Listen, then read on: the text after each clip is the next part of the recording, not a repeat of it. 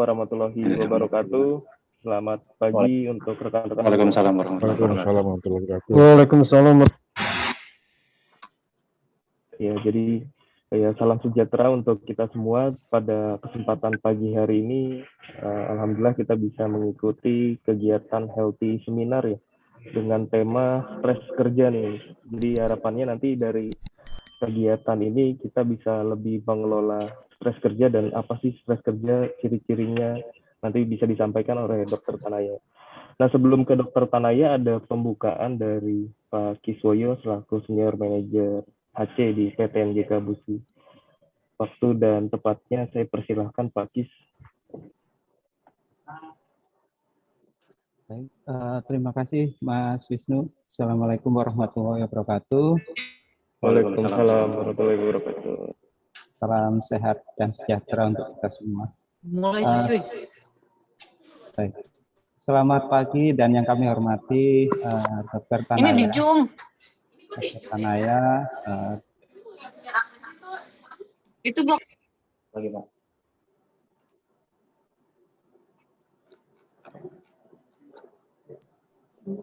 Mohon maaf Pak Kis, suaranya di mute Pak. Baik, mohon maaf di mute. Ya, yang kami hormati Dr. Tanaya, terima kasih Dokter sudah menyediakan waktu untuk webinar kali ini. Kemudian yang kami hormati juga dari tim RS Sentra Medika Cisala, Ibu Oli dan juga seluruh rekan.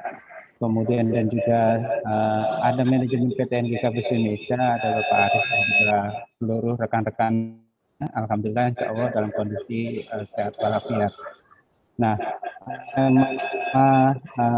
webinar kali ini sangat menarik karena terkait dengan stres di tempat kerja. Nah, semoga teman-teman di sini ya stres mungkin ada, tapi saya rasa mungkin bisa mengolah dengan baik. Nah, itu yang paling penting. Saat ini pandemi masih berjalan. Nah, dengan adanya pandemi COVID ini banyak hal yang memang berubah. Sistem kerjanya, waktu kerjanya, terus kemudian banyak proses yang dilakukan di rumah, dilakukan secara digitalisasi, di mana itu juga membuat saya rasa juga harus butuh adaptasi dan bisa jadi itu salah satu kali ini kita semua juga bisa nanti mendengarkan sharing dari Dr. Tanaya, apa sih penyebab stres di tempat kerja dari berdasarkan mungkin kajian ataupun observasi yang dilakukan sebelumnya. Kebetulan karena Dr. Tanaya juga salah satu dokter perusahaan di NGK, jadi sedikit banyak tahu lingkungan kerja yang ada di NGK. Nah, semoga nanti yang paling penting adalah bagaimana sih dok tips-tipsnya mengelola stres di tempat kerja ini, gitu ya, sehingga stres tersebut bisa mungkin dikurangi ataupun bisa dihindarkan, bahkan bisa dihilangkan, sehingga kita semua di sini bisa tetap produktif, bisa mencapai semua target, bisa memenuhi deadline, sehingga tetap perform dengan baik. Mungkin itu pembukaan dari saya. Semoga teman-teman semua nanti bisa mengambil dan mendapatkan manfaat dari webinar ini. Dan pastinya bisa lebih semangat lagi dalam bekerja. Mungkin itu. Terima kasih banyak sekali lagi. Tetap semangat dan saya akhiri. Assalamualaikum warahmatullahi wabarakatuh. Waalaikumsalam warahmatullahi wabarakatuh. Waalaikumsalam warahmatullahi wabarakatuh. Silakan mungkin Pak Tio ada yang ingin disampaikan atau ada sambutan dari Sentra Medika. Ya, terima kasih Pak Wisnu. Mohon izin Bapak Ibu sekalian, Dr. Tanaya. Perkenalkan saya Sulistyo dari bagian Humas dan Marketing Rumah Sakit Sentra Medika Cisalak. Pertama-tama saya ucapkan terima kasih banyak untuk waktunya Bapak Ibu ya yang sudah berkenan mengikuti acara webinar Health Talk terkait tema stres kerja. Mungkin dari saya prolog aja, nanti ada sambutan dari Ibu Olivia Suryandari selaku Kepala Bagian Humas dan Marketing Rumah Sakit Sentra Medika Cisalak. Kepada Ibu Olivia Suryandari, waktu dan tempat dipersilakan. Silakan Bu.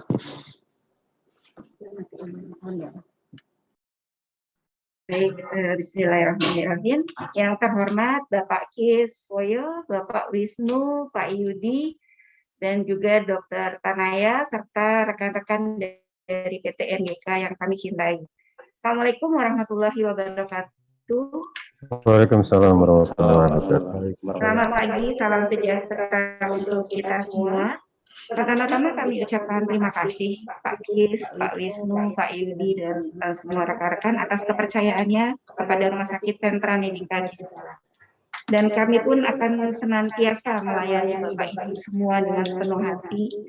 Salah satu cara kami adalah dengan memberikan informasi edukasi atau hotspot yang kami sebut di sini, dengan dibantu oleh Dr. Tanaya. Mengingat masih dalam masa pandemi, pastinya kita belum bisa secara langsung bertemu. Inginnya sih bisa langsung bertemu ya Pak Kis ya, untuk silaturahmi, untuk saling kenal, juga jadinya lebih enak kalau bisa saling bertemu. Tapi karena ada keterbatasan di masa saat ini, akhirnya kami memutuskan untuk melakukan health education.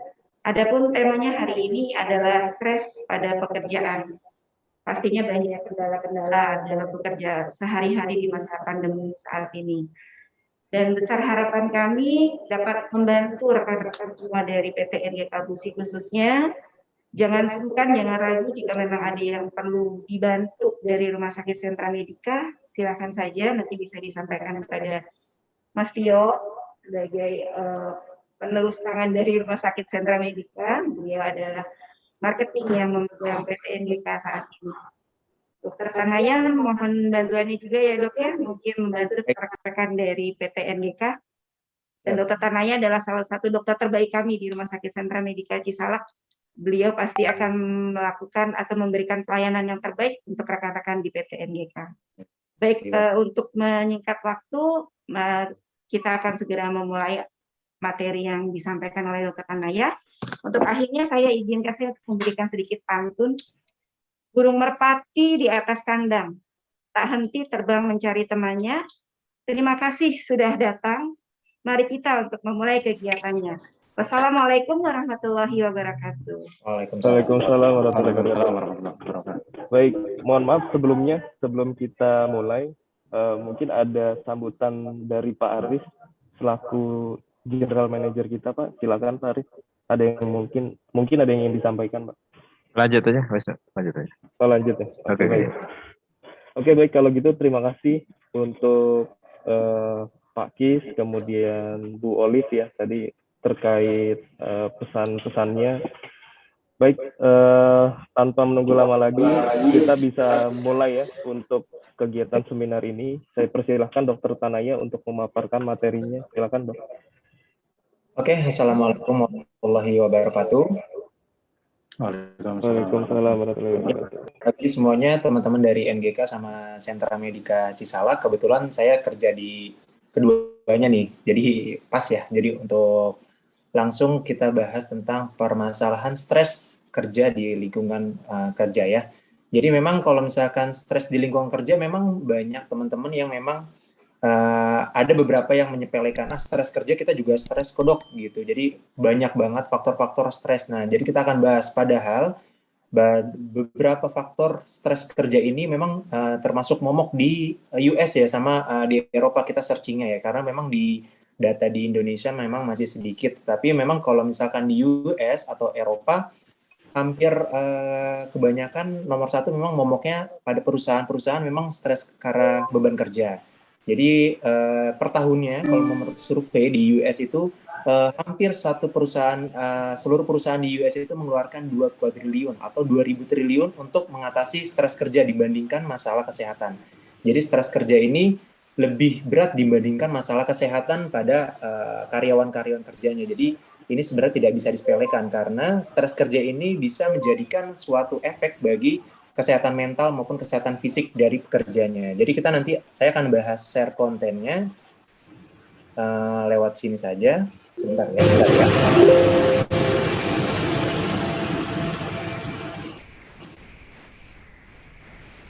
Oke, apa sudah terlihat? Oke, Dok. Oke, jadi kita akan bahas stres kerja. Jadi stres kerja siapapun yang pernah kerja di perusahaan atau misalkan kerja dimanapun pasti pernah stres kerja. Nah, apa kok yang disebut dengan stres kerja sih dok? Nah, stres kerja ini ketika kita tidak bisa mengatasi kemampuan atau misalkan kita tidak bisa membatasi tuntutan yang sudah diberikan oleh atasan. Jadi artinya kita tidak bisa mengatasi itu semua ya. Itu yang dinamakan dengan stres kerja. Jadi kalau misalkan teman-teman yang sudah bisa mengatasi stres kerja, yaitu tidak bisa kita bilang stres kerja ya. Nah, ini ya. Jadi mengetahui arti dari stres kerja. Jadi perasaan yang menekan, rasanya tertekan yang dialami oleh karyawan dalam menghadapi pekerjaan.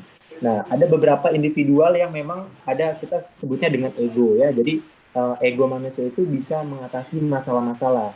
Kalau misalkan kita tidak bisa mengatasi masalah, itu akan menjadi beban terhadap psikososial dan kejiwaan juga loh. Jadi buat teman-teman pernah dengar arti skizofrenia atau kita sebutnya depresi atau misalkan memang dia gangguan cemas menyeluruh ya, itu memang ada gangguan jiwa itu yang disebabkan karena kita tidak bisa mengatasi ego atau kita tidak bisa menghadapi masalah yang terus-menerus. Nah, jadi kita memiliki kemampuan ego, tiap individu itu berbeda-beda.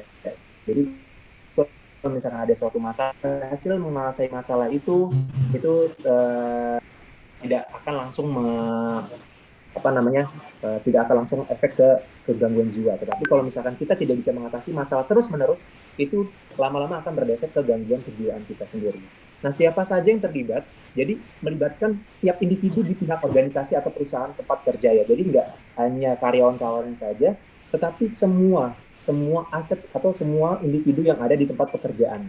Nah, populasi mengalami stres kerja ini sebenarnya dari beberapa populasi yang ada di Indonesia ya, 80% tidak menyukai pekerjaan. Nah, hanya 20% pekerjaan. Misalkan dari diagram sendiri yang tidak menyukai pekerjaan dan hanya 20% yang mencintai pekerjaannya sendiri. Nah, jadi ada beberapa penyebabnya. Pertama, beratnya tuntutan atasan. Nah, ini memang termasuk ke beban kerja juga ya. Gitu. Jadi, yang kedua ada tanggung jawab yang besar terhadap karyawan. Yang ketiga biasanya ada masalah dari atasan. Nah, lalu yang keempat adalah masalah individu, biasanya di tempat-tempat pekerjaan nih. Paling banyak kemungkinan dari masalah individu ya. Jadi ada beberapa pekerjaan yang memang terbebani karena masalah teman kerja. Jadi ada masalah pertemanan, ada masalah dari keluarga. Nah, itu yang paling terbanyak adalah masalah di individu. Yang kelima, lingkungan kerja yang tidak memadai ya. Jadi ada beberapa SOP yang kita atur untuk lingkungan kerja yang optimal ya. Biasanya kalau misalkan lingkungan kerja seperti suhunya, pencahayaannya, kebersihannya itu harus benar-benar dijaga dengan beberapa SOP yang sudah ada. Lalu yang keenam, attitude lagi ya. Attitude itu masuk ke individual kita. Jadi kita orangnya kalau misalkan dalam menghadapi masalah gampang emosi atau tidak, lebih sabar atau tidak, ini sangat berpengaruh terhadap stres kerja. Karena memang kalau misalkan teman-teman yang memang memiliki bawaannya juga attitude-nya untuk hindari masalah atau mengatasi masalah itu dia lebih cepat, atau misalkan dengan marah-marah itu membebani dengan stres kerja dan meningkatkan adanya stres kerja. Nah, ini ada faktor pendukung sebenarnya, ada faktor internal, faktor dari kita sendiri dan keluarga kita itu sangat berpengaruh. Yang kedua faktor eksternal, lalu ada yang ketiga ada faktor X. Nah, ini ada faktor pendukungnya. Pertama, faktor eksternal. Faktor eksternal itu lingkungan ya, lingkungan kerja yang buruk ya. Terus ada overload, jadi memang terlalu banyak ya dari pekerja-pekerjanya.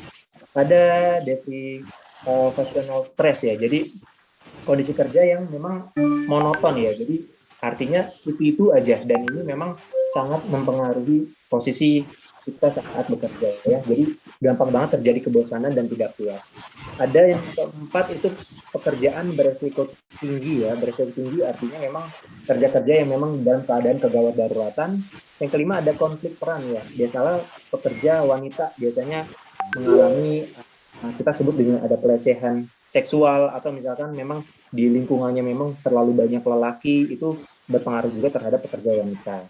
Lalu yang pengembangan karir, jadi pengembangan karir adalah misalkan teman-teman kerja di suatu perusahaan yang memang karirnya itu aja, jadi teman-teman nggak ada batu loncatan untuk naik jabatan atau misalkan karirnya di situ-situ aja dan monoton. Lalu yang ketiga, struktur organisasi yang tidak tepat ya. Lalu ada faktor eksternal, nanti kita akan jelaskan, dan faktor X nih, yang terakhir adalah kesehatan mental.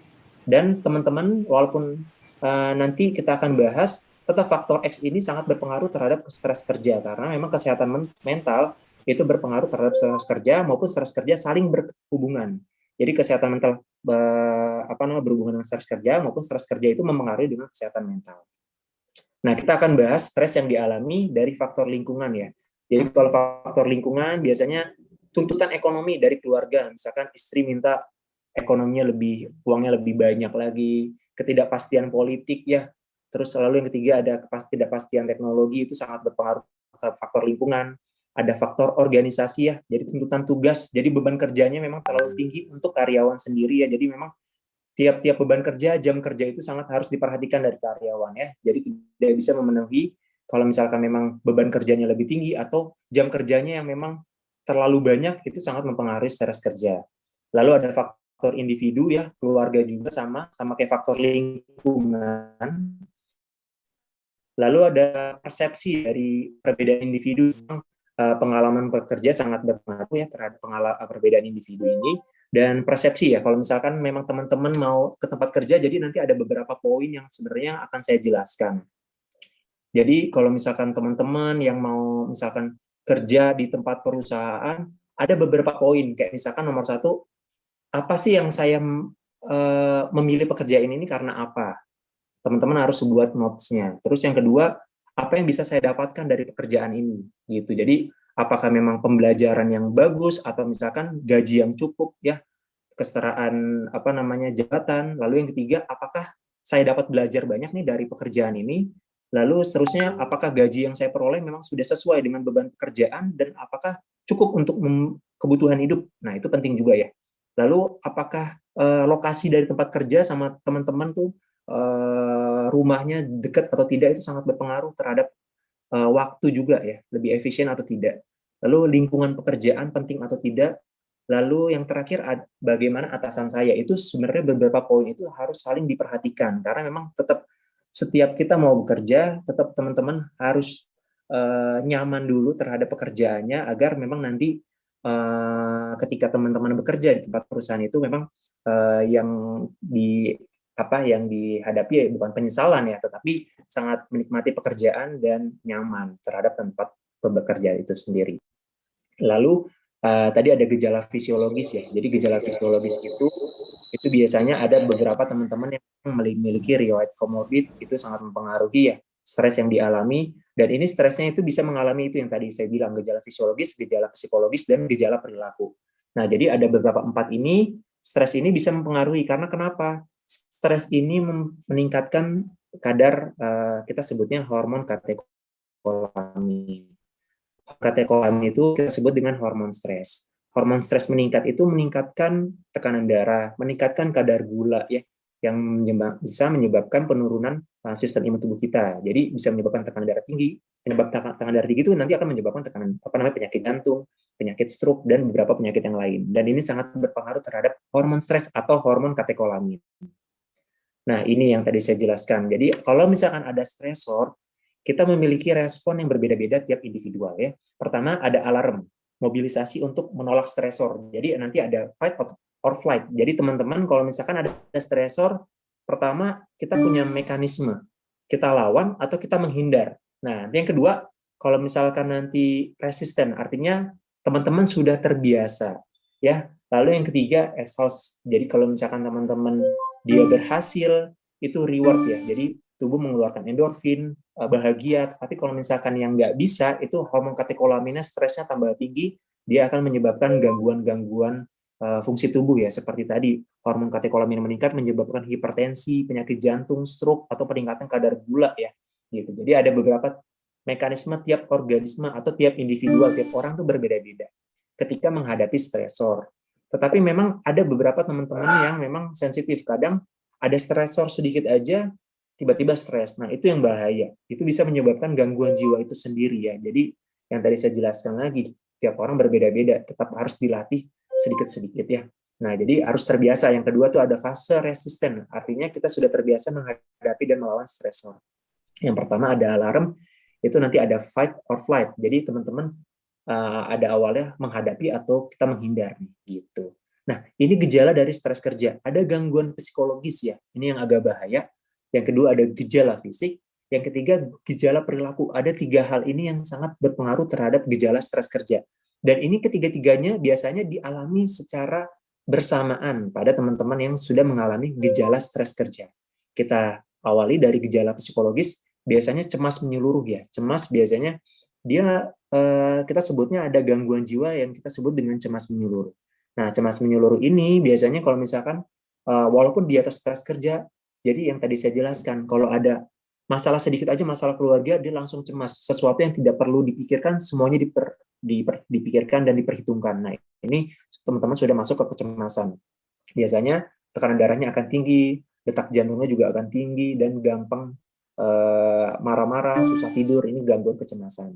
Lalu ketegangan, suka bingung yang tadi sering marah, sensitif tuh komunikasinya jadi nggak efektif terhadap orang di rumah ataupun dengan di teman-teman kerjaan. Lalu ada yang kita sebut dengan depresi, yang tadi kecemasan, sekarang yang kedua ada depresi. Depresi biasanya lebih cenderung ke arah diam. Diam biasanya mengurung diri. Nah, ini yang bahaya. Ketika kita depresi itu ada beberapa kriterianya, seperti ringan, sedang, atau berat. Kalau misalkan berat, itu bisa sampai adanya kita sebutnya dengan ancaman bunuh diri ya. Jadi perilaku untuk terjadi bunuh diri diawali dengan depresi. Pertama ringan, nggak mau makan, terus merasa terasing, mengurung diri di kamar, sering nangis ya. Lalu yang kedua biasanya kalau sedang itu dia nggak mau bersosialisasi sama sekali sama orang-orang di sekitarnya lebih dari 2 minggu. Lalu yang terakhir kalau misalkan agak berat, itu biasanya dia perilaku untuk mencoba untuk bunuh diri. Nah, ini memang mental illness ini memang sangat bahaya sekali ya. Lalu bisa lelah mental atau menurunnya fungsi intelektual atau misalkan penurunan fungsi berpikir mengingat itu sangat berpengaruh ya. Gitu. Kehilangan konsentrasi jelas dan kehilangan semangat hidup sudah jelas. Nah, ini gejala-gejala dari psikologis yang disebabkan karena gangguan stres kerja. Lalu ada gangguan fisik. Gangguan fisik ya jelas. Gangguan fisik kita biasanya yang tadi saya jelaskan detak jantung dan tekanan darah meningkat. Kenapa? Ini disebabkan karena peningkatan dari hormon katekolamin. Nah, sedangkan hormon katekolamin itu meningkatkan yang kedua tuh sekresi adrenalin dan noradrenalin. Detak jantung jadi meningkat, tekanan darah meningkat. Nah, ini nanti efeknya jadi lebih banyak ya. Bisa menyebabkan nanti penyakit jantung koroner, bisa menyebabkan hipertensi, gagal ginjal maupun penyakit stroke ya. Karena memang sangat berpengaruh dan memang sudah dibuktikan di beberapa penelitian medis. Lalu ada gangguan gastrointestinal, artinya peningkatan si asam lambung itu karena memang hormon katekolamin juga mudah terluka, mudah lelah ya, gampang capek. Tadi kardiovaskuler itu adalah gangguan jantung ya, bisa serangan jantung atau misalkan gangguan irama jantung itu bisa disebabkan karena tadi peningkatan lagi hormon stres atau hormon katekolamin. Gangguan pernafasan, sering berkeringat, kita sebutnya dengan hyperhidrosis.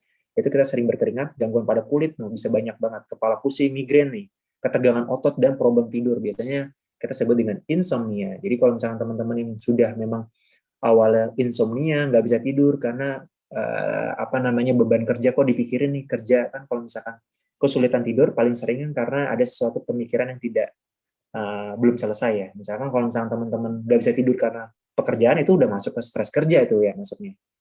Lalu yang ketiga, nah ini gangguan gejala perilaku. Ini yang bisa menyebabkan yang tadi saya jelaskan. Di US dan Europe itu memang angka stres kerja ini lebih tinggi dibandingkan masalah kesehatan si karyawannya sendiri karena terjadi gangguan perilaku. Ini yang bisa menyebabkan kerugian pada karyawan dan perusahaan sendiri ya. Jadi karyawan-karyawan yang sudah gangguan perilaku disebabkan karena stres kerja biasanya menunda dan menghindari pekerjaan. Lalu yang kedua, penurunan prestasi dan produktivitas yang akan mempengaruhi dari si perusahaan juga ya. Lalu yang ketiga biasanya minum alkohol atau minuman keras. Biasanya ada sabotase ya, jadi mengurung diri sendiri ya. Dia membatasi perilaku antisosial ya, dia nggak mau sama sekali sosialisasi terhadap teman-temannya.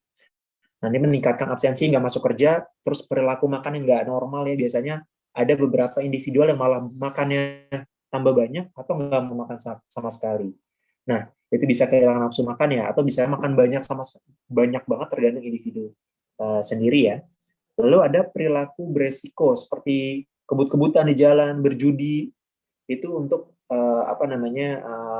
ya itu karena memang dia stres, dia pelariannya dengan emosional yang sangat tinggi ya. Yang kita sebut dengan meningkatkan agresivitas, yang paling agak berat adalah kriminalitas. Lalu cenderung penurunan kualitas hubungan interpersonal dalam keluarga dan teman-teman maupun seksual juga, dia mengalami penurunan. Nah, ini kan juga termasuk gejala perilaku. Lalu ada kecenderungan untuk bunuh diri yang kita sebut dengan tadi gangguan depresi ya, itu bisa menyebabkan kecenderungan bunuh diri ya, gitu. Jadi dampak dari stres kerja ini banyak ya, terjadi kekacauan, hambatan dari manajemen maupun operasional kerja sangat berpengaruh karena memang perilakunya juga berbeda. Lalu yang kedua, mengganggu kenormalan aktivitas kerja. Yang ketiga, menurunkan tingkat produktivitas, jelas ya. Lalu sangat jelas menurunkan pemasukan dan keuntungan perusahaan. Kenapa? Karena biaya, misalkan teman-teman yang sudah stres, nanti biaya untuk asuransi, untuk konsultasi ke psikolog atau psikiater itu sangat besar lagi. Itu paling besar perusahaan mengeluarkan untuk biaya-biaya kesehatan ya, untuk konsultasi ke psikolog biasanya. Lalu yang kelima, ada yang tadi saya bilang perilaku fight or flight ya. Jadi ada yang melawan atau menghindar. Nah, ini yang bahaya yang menghindar. Kalau misalnya terbiasa menghindar, dia akan ada gangguan perilaku. Nah, itu. Nah, gimana sih cara mengatasinya? Nanti sebenarnya ada beberapa tips, tapi ini secara overall dulu. Yang pertama internal. Pertama, pertahankan kesehatan tubuh kita dulu gitu. Jadi buat teman-teman yang memang kalau misalkan sistem imun gampang turun, banyak konsumsi makanan sehat, olahraga sangat berpengaruh karena memang kalau misalkan kita sering olahraga 2 kali dalam seminggu, itu meningkatkan hormon yang disebut hormon bahagia ya, dan menurunkan hormon kortisol dan katekolamin, itu hormon stres diturunkan dengan kita caranya olahraga. Lalu yang kedua, kita harus berterima kasih atau misalkan kita ikhlas ya, terima diri apa adanya, kita harus bersyukur. Yang ketiga, memelihara persahabatan yang penting ya, karena memang agak banyak juga nomor 2 adalah banyak kasus yang memang stres kerja dari individual dengan teman-teman kerjanya. Yang keempat, lakukan tindakan konstruktif ya, jadi beberapa waktu harus efisien. Jadi kalau misalkan teman-teman memang mau kerja atau apa, perhatikan dulu, misalkan memang masuk ke jam 7 ya 1 jam sebelum atau 30 menit sebelum memulai aktivitas sudah ada di kantor. Lalu yang keenam, aktivitas kreasi di luar pekerjaan. Kalau teman-teman yang memang gampang mengalami stres, bisa menjalani hobi-hobi yang teman-teman sukain ya. Atau misalkan traveling, membaca buku, memelihara hewan atau berkebun, itu penting ya. Yang ketujuh, melakukan kegiatan sosial dan keagamaan. Itu sangat penting untuk mengurangi stres kerja pihak internal. Nah, kalau eksternal di tempat kerja ya memperbaiki kondisi kerja. Jadi melibatkan tenaga kerja dalam pengambilan keputusan. Kalau teman-teman ada masalah terhadap atasan, diomongin baik-baik. Dan untuk atasan pun juga kalau misalkan ada aspirasi dari karyawan benar-benar dipikirkan dengan baik-baik, dan caranya adalah ya bagaimana win-to-win solution ya. Jadi sama-sama saling menguntungkan ya gitu. Jadi tetap aspirasi dari karyawan itu sangat penting ya untuk kita dengarkan. Terus yang ketiga, komunikasi yang efektif ya, yang tadi saya jelaskan juga. Jadi antara karyawan dan atasan pun harus dekat ya. Jadi kalau misalkan ada sesuatu yang memang mengganjal atau misalkan sesuatu yang memang nggak seret, tetap sebenarnya harusnya diutarakan. Karena kalau misalkan dalam ego pun juga, kalau misalkan ada masalah yang kita pendam sendiri, itu akan menyebabkan gangguan mental dan gangguan jiwa kita sendiri. Lalu yang keempat, ada penghargaan. Nah, harusnya kalau misalkan teman-teman yang memang misalkan kayak selalu on time datangnya, terus kerjanya bagus, biasanya kita berikan reward. Nah, ini sangat penting. Jadi karyawan-karyawan pun juga berlomba-lomba untuk mendapatkan reward. Nah, ini sangat penting pada beberapa perusahaan. Jadi teman-teman di karyawan pun juga kerjanya ada sesuatu yang mungkin ada yang dikejar gitu. Jadi itu reward sangat penting ya.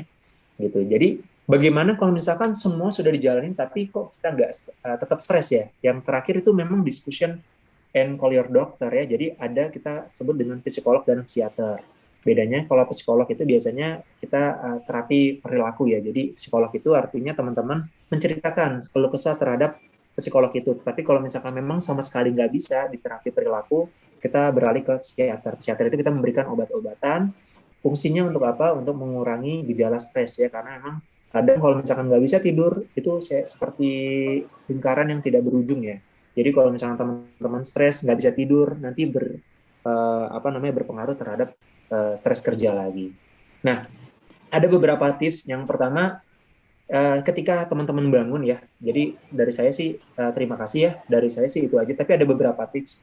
Yang pertama mungkin kalau teman-teman bangun tidur, awali dengan senyuman ya, positive vibes, artinya kalau misalkan teman-teman diawali dengan negatif, sesuatu misalkan teman-teman bangun tidur, tetapi sudah dipikirin yang negatif-negatif, akan terus-terusan sepanjang hari, akan terus-terusan seperti itu. Tapi kalau misalkan teman-teman awali dengan senyuman, positive vibes, kalau misalkan ketemu teman-teman yang lain senyum, itu semuanya kayak nular ya. Jadi positive vibes di sekitar lingkungan dan itu akan meningkatkan produktivitas dan kreativitas kerja juga. Lalu yang kedua, menghindari gosip nih yang paling penting nih, gosip dan drama antar rekan kerja. Karena kalau misalkan gosip atau misalkan drama-drama antar kerja itu sangat berpengaruh. Jadi kalau misalkan teman-teman yang memang ya memang kalau misalkan ada kekurangan atau misalkan ada sesuatu gosip, ya lebih baik teman-teman nggak ikut dalam hal tersebut. Karena memang paling nomor 2 terbanyak adalah yaitu yang tadi saya bilang, hubungan intrapersonal dari teman-teman kerja sendiri, yang otomatis penyebab utamanya adalah gosip. Jadi teman-teman nanti dengar saling-saling menggosipkan, nah nanti lama-lama berantem tuh, jadi bisa menyebabkan stres kerja juga ya. Yang ketiga, menggunakan waktu secara efisien dan tidak menunda. Jadi kalau misalkan ada pekerjaan, langsung dikerjakan, dan itu waktu sangat berpengaruh ya. Jadi waktu itu dengan efisien, kita tidak menunda pekerjaan, dan itu juga akan meningkatkan produktivitas kita kerja dan menurunkan stres kerja juga. Lalu yang keempat, menciptakan lingkungan kerja yang nyaman. Nanti tetap kita dalam perusahaan pun juga yang tadi saya jelaskan ada SOP, secara penerangannya harus pas. Kalau misalkan teman-teman yang berada di depan monitor, suhu yang nyaman itu sangat mempengaruhi saat kita kerja ya. Itu beban kerja dan jam kerja itu disarankan memang harus ada beberapa ya. Jadi tergantung dari pekerjaan tersebut. Jadi kalau misalkan beban kerjanya dirasa teman-teman agak berat dan agak panjang, tetap diskusikan dengan atasan. Lalu yang kelima, biasanya stop melakukan hal yang bersamaan. Contohnya multitasking ya. Jadi teman-teman misalkan dikasih pekerjaan 3, tiga-tiganya dikerjain bareng-bareng. Misalkan 25% kerjaan A dulu, nanti saya kerjain yang B dulu deh 25%, yang C kita kerjain 25%. Itu malah teman-teman tidak akan efisien. Yang pertama, kerjakan awal satu-satu sampai tuntas terlebih dahulu, dan melakukan sampai setelah misalkan kerjaan A sudah tuntas, dilanjutkan ke pekerjaan B. Itu namanya bukan multitasking ya, jadi lebih efisien.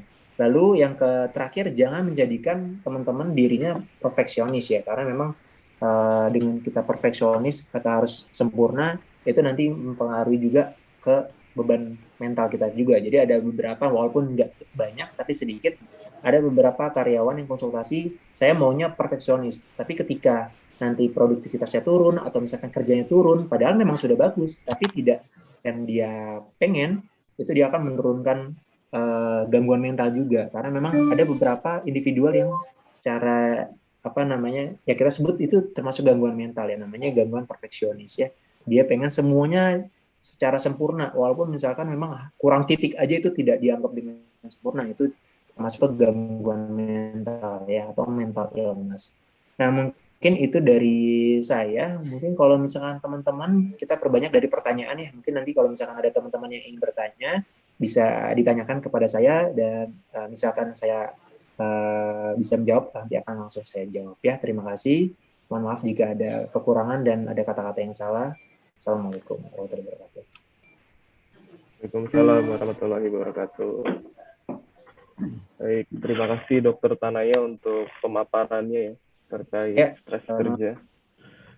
Mungkin dari Bapak Ibu sekalian ada yang ingin ditanyakan, didiskusikan, dipersilahkan. Untuk yang konseling mungkin sesinya terpisah ya. Boleh Pak. Ini pertanyaan saja, silakan. Ya bisa raising up ya, ini raise hand. Bisa raise hand. Yang ingin bertanya silakan.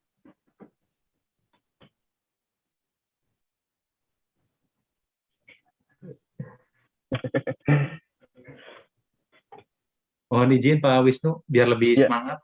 Nanti Ya. untuk 5 peserta yang bertanya, saya kasih gimmick ya. Nanti saya antar ke NGK. Oh Iya. ya. Pak Wisnu. Oh, langsung ada pertanyaan. Silakan Pak. Jelas ada. Waalaikumsalam warahmatullahi wabarakatuh. Waalaikumsalam warahmatullahi wabarakatuh. Dengan Pak Eko saya. Iya Pak Iko, Ya. silakan Pak. Ya, mau tanya dok, itu terkait dengan stres ya dok ya. Iya. Stres itu sendiri sebenarnya ada berapa level ya dok ya. Jadi tanda-tanda ringan apa yang orang itu bisa menjadi diidentifikasi sudah mengalami stres gitu dok. Oke ya. Terima kasih Pak Eko pertanyaannya. Jadi gini Pak, kalau misalkan untuk indikator atau misalkan indikator dia level pada stres tiap individual, kita berbeda-beda ya Pak. Jadi nggak ada indikator, terutama indikator akurasi yang efisien atau misalkan akurat nih buat tiap individual. Karena masuk lagi ke stres kerja. Stres kerja tiap orang itu berbeda-beda. Jadi ketika ada suatu stresor terhadap kerja itu, kita tuh memiliki fungsi reaksi yang berbeda-beda. Nah, ketika reaksi ada beberapa teman-teman yang memang ya, ketika ada teman-teman yang memang tough ya, artinya kuat terhadap stres itu memang tidak akan terjadi stres kerja, tetapi bagi teman-teman yang memang ya kita sebutnya dengan sensitif ya, atau misalkan rentan, apalagi di rumah juga ada masalah individu atau masalah di keluarga. Nah, beban yang tidak terlalu tinggi itu akan menyebabkan stres kerja. Tetapi awal-awalnya biasanya stres kerja yang paling gampang kita lihat indikatornya adalah gangguan tidur pertama, Pak. Gitu. Kita lihat gangguan tidur. Kalau tidur kita pertama kuantitas dan kualitasnya tidak sesuai, misalkan tidur kita kurang dari 8 jam, sering terbangun, walaupun kita nggak insomnia, susah tidur, pertama susah tidur, Pak. Pertama susah tidur itu bisa menyebabkan, misalkan susah tidurnya kenapa nih, kita cari dulu penyebabnya. Kalau misalkan susah tidurnya disebabkan karena pemikiran pekerjaan yang memang belum tuntas, nah itu masuknya ke stres kerja. Yang kedua, bisa tidur tetapi sering terbangun, atau bermimpi, saya bermimpi bekerja, terus ada masalah, atau bermimpi bekerja di satu perusahaan yang memang saya kerja di tempat itu termasuk stres kerja. Karena mimpi itu termasuk ke salah satu apa yang kita masih pendam di dalam pemikiran kita. Nah gitu. Jadi pertama yang gampang kita nilai adalah gangguan perilaku tidur. Yang pertama insomnia, yang kedua kuantitas tidurnya sering terbangun. Nah kalau misalkan gangguan tidur sudah memang pertama-tama gangguan tidur itu kan bisa dialami mungkin 1 minggu saat stres kerja, lalu minggu kedua biasanya gangguan perilaku. Makannya nggak nafsu makan, gampang emosi, biasanya tekanan darahnya kok lebih tinggi, heart rate atau detak jantungnya lebih tinggi. Nah itu biasanya sudah biasanya lebih dari 2 minggu kita sebut dengan kronis. Nah itu yang memang agak berbahaya ketika teman-teman nggak bisa memproses dari stresor itu. Jadi itu ada gangguan pada psikologis dan gangguan mental, gitu Pak. Yang kita sebut dengan ego. Jadi ego kita kalau misalkan tidak bisa mengatasi suatu masalah atau misalkan tidak bisa stresor yang datang, itu menyebabkan kita sebutnya gangguan jiwa, Pak. Jadi orang-orang yang yang kita sebut dengan skizofrenia atau orang gila, sebelumnya dia tidak bisa mengatasi stres atau misalkan stresor yang ada dalam pada tubuhnya. Itu sudah maksimal lah gitu. Yang awal-awal biasanya depresi, gangguan kecemasan, nah itu yang paling penting. Tapi kalau untuk indikatornya belum ada sampai sekarang. Level-levelnya misalkan ringan, sedang, atau berat, tergantung dari individual. Karena memang tiap manusia memiliki respon yang berbeda-beda tiap orang, Pak. Seperti itu. Baik, terima kasih dok. Untuk mencegah itu gimana ya dok ya? Ya mungkin tadi ada beberapa tipsnya Pak, yang saya bilang kalau misalkan bangun tidur, awali dengan senyuman. Ini untuk ini ya, psikolog kita sendiri ya. Ini beberapa sebelumnya saya sudah konsultasi dengan psikolog.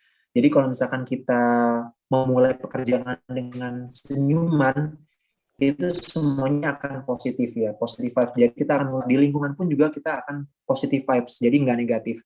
Jadi kalau misalkan kita bangun tidur dengan marah-marah, kita berpikiran negatif, akan seterusnya sampai sore sampai malam akan negatif Pak. Tapi kalau misalkan positif moodnya sudah bagus, kita awal dengan senyuman, ketemu dari awal ketemu atasan, ketemu teman-teman sudah tersenyum, itu positif vibes-nya akan nular. Yang kedua, yang tadi Pak, menghindari gosip. Nah, gosip juga sangat penting nih Pak. Jadi kalau misalkan kita ngegosipin B, besok tiba-tiba B bilang, lu digosipin. Nah, tiba-tiba kita berantem sama teman kerja, lingkungannya terasa nggak nyaman, masuk lagi. Senyum. Gitu. Jadi gosip ini penting nih Pak. Jadi nggak gosip dan nggak ada drama di rekan kerja. Itu sangat penting. Karena nomor 2 paling tinggi karena itu Pak, hubungan interpersonal dari teman kerja itu yang sangat berpengaruh terhadap stres kerja gitu. Apalagi yang wanita nih kan lebih sensitif lagi ya. Dan ya banyak banget lebih banyak gosip ya gitu. Jadi lalu yang ketiga, waktunya harus efisien. Jadi kalau misalnya ada tugas, lebih baik dikerjakan secara secepat mungkin dan secara efisien mungkin gitu. Lalu yang keempat, menciptakan lingkungan kerja yang nyaman. Otomatis dari lingkungan seperti pencahayaan yang tadi saya jelaskan, terus suhu atau misalkan kebersihan. Lalu yang kelima, kalau misalkan ada kerjaan yang numpuk, misalkan tiba-tiba 5 kerjaan numpuk, jangan melakukan pekerjaan semuanya pelan-pelan gitu Pak, tapi satu-satu dulu. Yang pekerjaan A dituntaskan sampai selesai, baru yang B. Jadi ada beberapa teman-teman yang kerjaan A dulu sedikit, lalu beralih yang B di sedikit, yang C sedikit. Nah, itu nggak efisien. Tapi kalau multitasking itu nggak terlalu efisien untuk melakukan pekerjaan secara optimal, Pak. Lalu yang keenam, jangan menjadikan diri teman-teman tuh perfeksionis gitu Pak. Mungkin itu beberapa tips ya.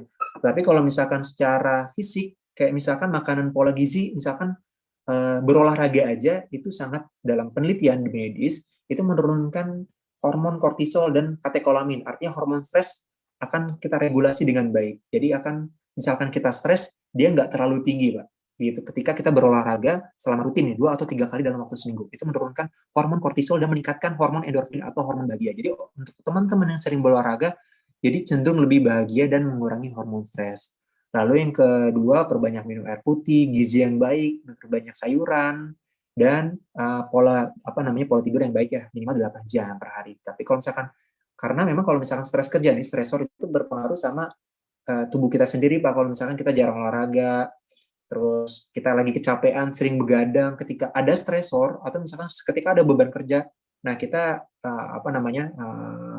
meresponnya dengan gampang marah, gampang emosi, nah itu dan masuk ke stres kerja lagi, gitu. Jadi sangat berpengaruh banyak hal ya. Kita sebut dengan kita harus melihatnya holistik secara menyeluruh dari dari fisik, psikososial, dari individu di rumah itu juga sangat berpengaruh. Seperti itu Pak. Semoga bisa menjawab pertanyaan Pak Eko. Baik, terima kasih Dok. Sama-sama Pak. Pak Dokter mau tanya. Boleh, silakan Pak. Ya, saya Rahmat dari IT. Ya, selamat siang Pak Rahmat. Apabila semua upaya sudah kita lakukan, termasuk menemui dokter, iya. Apalagi yang harus kita lakukan? Sebenarnya ada beberapa tahapan, Pak. Yang pertama, diri kita sendiri nomor 1 ya. Kalau misalkan tubuh kita misalkan tidak bisa respon sama sekali, individualnya tidak bisa sama sekali, artinya adalah kita harus menghadapi yang kedua, konsultasi dengan psikolog, Pak. Nah, psikolog ini sebenarnya bukan dokter. Psikolog itu adalah anggapnya konsultasi dan terapi perilaku. Apa yang harus Anda lakukan lah seperti itu. Jadi kita biasanya psikolog merespon buat apa sih yang harus dilakukan, apa sih penyelesaian masalah yang Bapak alami gitu. Jadi yang pertama individu dulu. Jadi kalau misalnya teman-teman yang nggak bisa mengalami mengatasi masalah, itu sebaiknya tetap konsultasi dengan psikolog. Dan biasanya psikolog itu dia tidak bisa memberikan obat, berbeda dengan psikiater. Psikiater itu kita sebut dengan dokter spesialis jiwa. Nah, bedanya psikolog dan psikiater itu dia bisa memberikan obat-obatan. Nah, nomor 1 tadi teman-teman misalkan nggak bisa dengan dengan hobi atau misalkan mengatasi dengan berdoa atau misalkan dengan keagamaan atau misalkan mengatasi semuanya nggak bisa, lalu kita beralih ke psikolog. Ketika psikolognya nggak bisa, biasanya psikolog akan memberikan konsultasi ke psikiater. Psikiater itu biasanya kita berikan obat-obatan. Nah, obat-obatannya ini kita sebutnya dengan antidepresan, ya. Nanti yang kita sebut dengan anti cemas, ya, anti ansietas. Itu fungsinya biar teman-teman bisa tidur dan mengurangi kecemasan yang ada di diri teman-teman sendiri. Tetapi obat-obatan seperti itu memiliki efek samping juga, Pak. Artinya ketergantungan. Jadi teman-teman kalau misalkan nggak minum obat itu, nanti ada namanya respon dari psikososial sendiri. Jadi kalau misalkan teman-teman ada masalah, kalau nggak minum obat itu, teman-teman tuh menganggap, wah saya nggak bisa nih kalau misalkan nggak minum obat-obatan menghadapi masalah ini. Nah itu, jadi kita sebutnya respon psikososial itu sangat bahaya juga ya. Jadi penggunaan obat-obatan yang dikasihkan oleh psikiater itu tidak boleh terus-menerus. Tapi memang untuk obat-obatan memang pilihan terakhir, Pak. Jadi kita nggak punya obat-obatan lebih lanjut lagi ya, karena memang obat-obatan medikamentosa, obat-obatan misalkan antidepresan, kayak misalkan obat-obatan untuk menurunkan anti cemas, itu biasanya diberikan oleh psikiater. Nah, itu kalau terakhir, kalau teman-teman nggak bisa, nanti masuknya ke namanya skizofrenia, Pak. Jiwanya retak, Pak. Artinya ya teman-teman bisa halusinasi, yang paling berat adalah skizofrenia. Skizofrenia itu jadi, kita sebutnya gila gitu jadinya. Kalau teman-teman benar-benar nggak bisa mengatasi masalah yang ada di dalam hidup gitu. Jadi ada beberapa 3 tahapan. Yang pertama, kita selesaikan secara diri kita sendiri. Tapi kalau misalkan nggak bisa, yang kedua kita berhadapan dengan psikolog. Psikolog itu biasanya kita diberikan cara-cara penyelesaian secara perilaku, tetapi bukan obat-obatan. Yang ketiga, psikiater. Psikiater itu biasanya tetap diberikan tata cara perilaku yang baik dan benar untuk mengatasi masalah. Lalu kita berikan obat-obatan untuk membantu ya, untuk mengurangi si kecemasan dan panik. Itu juga kita bisa kurangi dengan obat-obatan. Nah, terakhir yang paling bahaya, kalau misalkan nggak bisa sama sekali, nanti teman-teman bisa skizofrenia, atau misalkan gangguan jiwa yang sudah kronik, Pak, seperti itu, dan bisa mengalami halusinasi, gitu. Makanya itu yang bahaya, seperti itu, Pak. Oh, jadi ujungnya tuh skizofrenia tadi ya, Dok? Iya, kalau misalkan tidak bisa, sebenarnya gini, kalau misalkan orang-orang yang skizofrenia, yang kita sebut dengan orang gila ya, Pak, ya, ya kita sebutannya sih orang-orang ini ya, maksudnya orang yang memang sudah tidak bisa menjalani aktivitas sehari-harinya lagi ya. Saya sebenarnya nggak bisa nyebut orang gila ya. Sebenarnya skizofrenia tidak bisa menjalani aktivitas sehari-harinya lagi. Memang nggak bisa satu masalah sebenarnya. Ada beberapa masalah-masalah lain yang kita sebut dengan ego. Ego tidak bisa memproses suatu masalah itu, dia akhirnya pelarian, Pak. Jadi jiwanya itu artinya ada suatu permasalahan di kejiwaan, karena memang egonya tidak bisa menyelesaikan beberapa masalah dalam hidupnya. Itu yang sangat bermasalah. Tetapi biasanya orang-orang normal, ketika kita ada masalah, kita tuh akan, otak kita tuh akan bercabang tuh, Pak. Kalau misalkan ada suatu masalah, oh, gue akan kayak gini nih.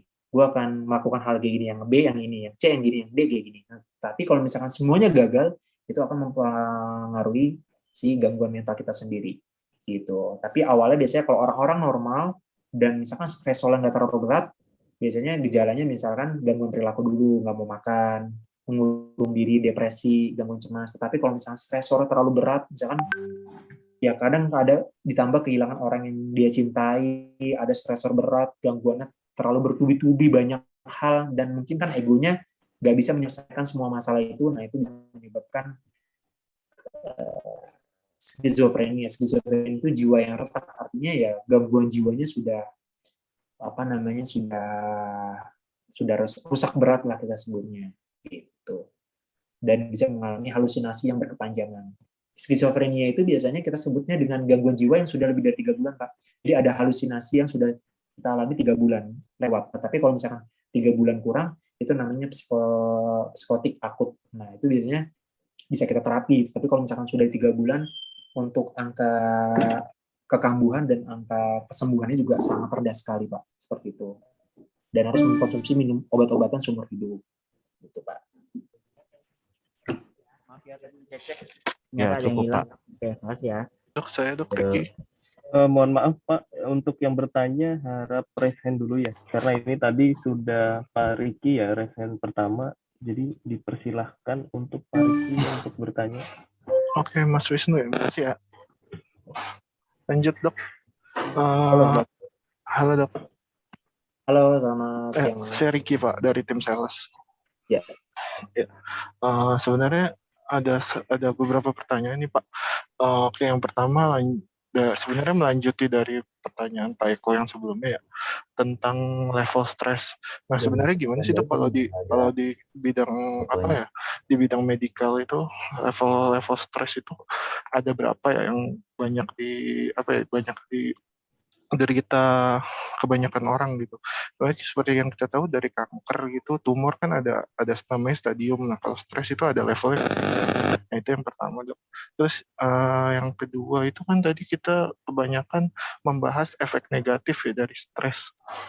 Nah karena di beberapa orang yang saya pernah temui, orang itu semakin stres, semakin ditekan, malah dia makin apa ya, makin ada juga yang makin hebat gitu. Jadi ada the power of kepepet.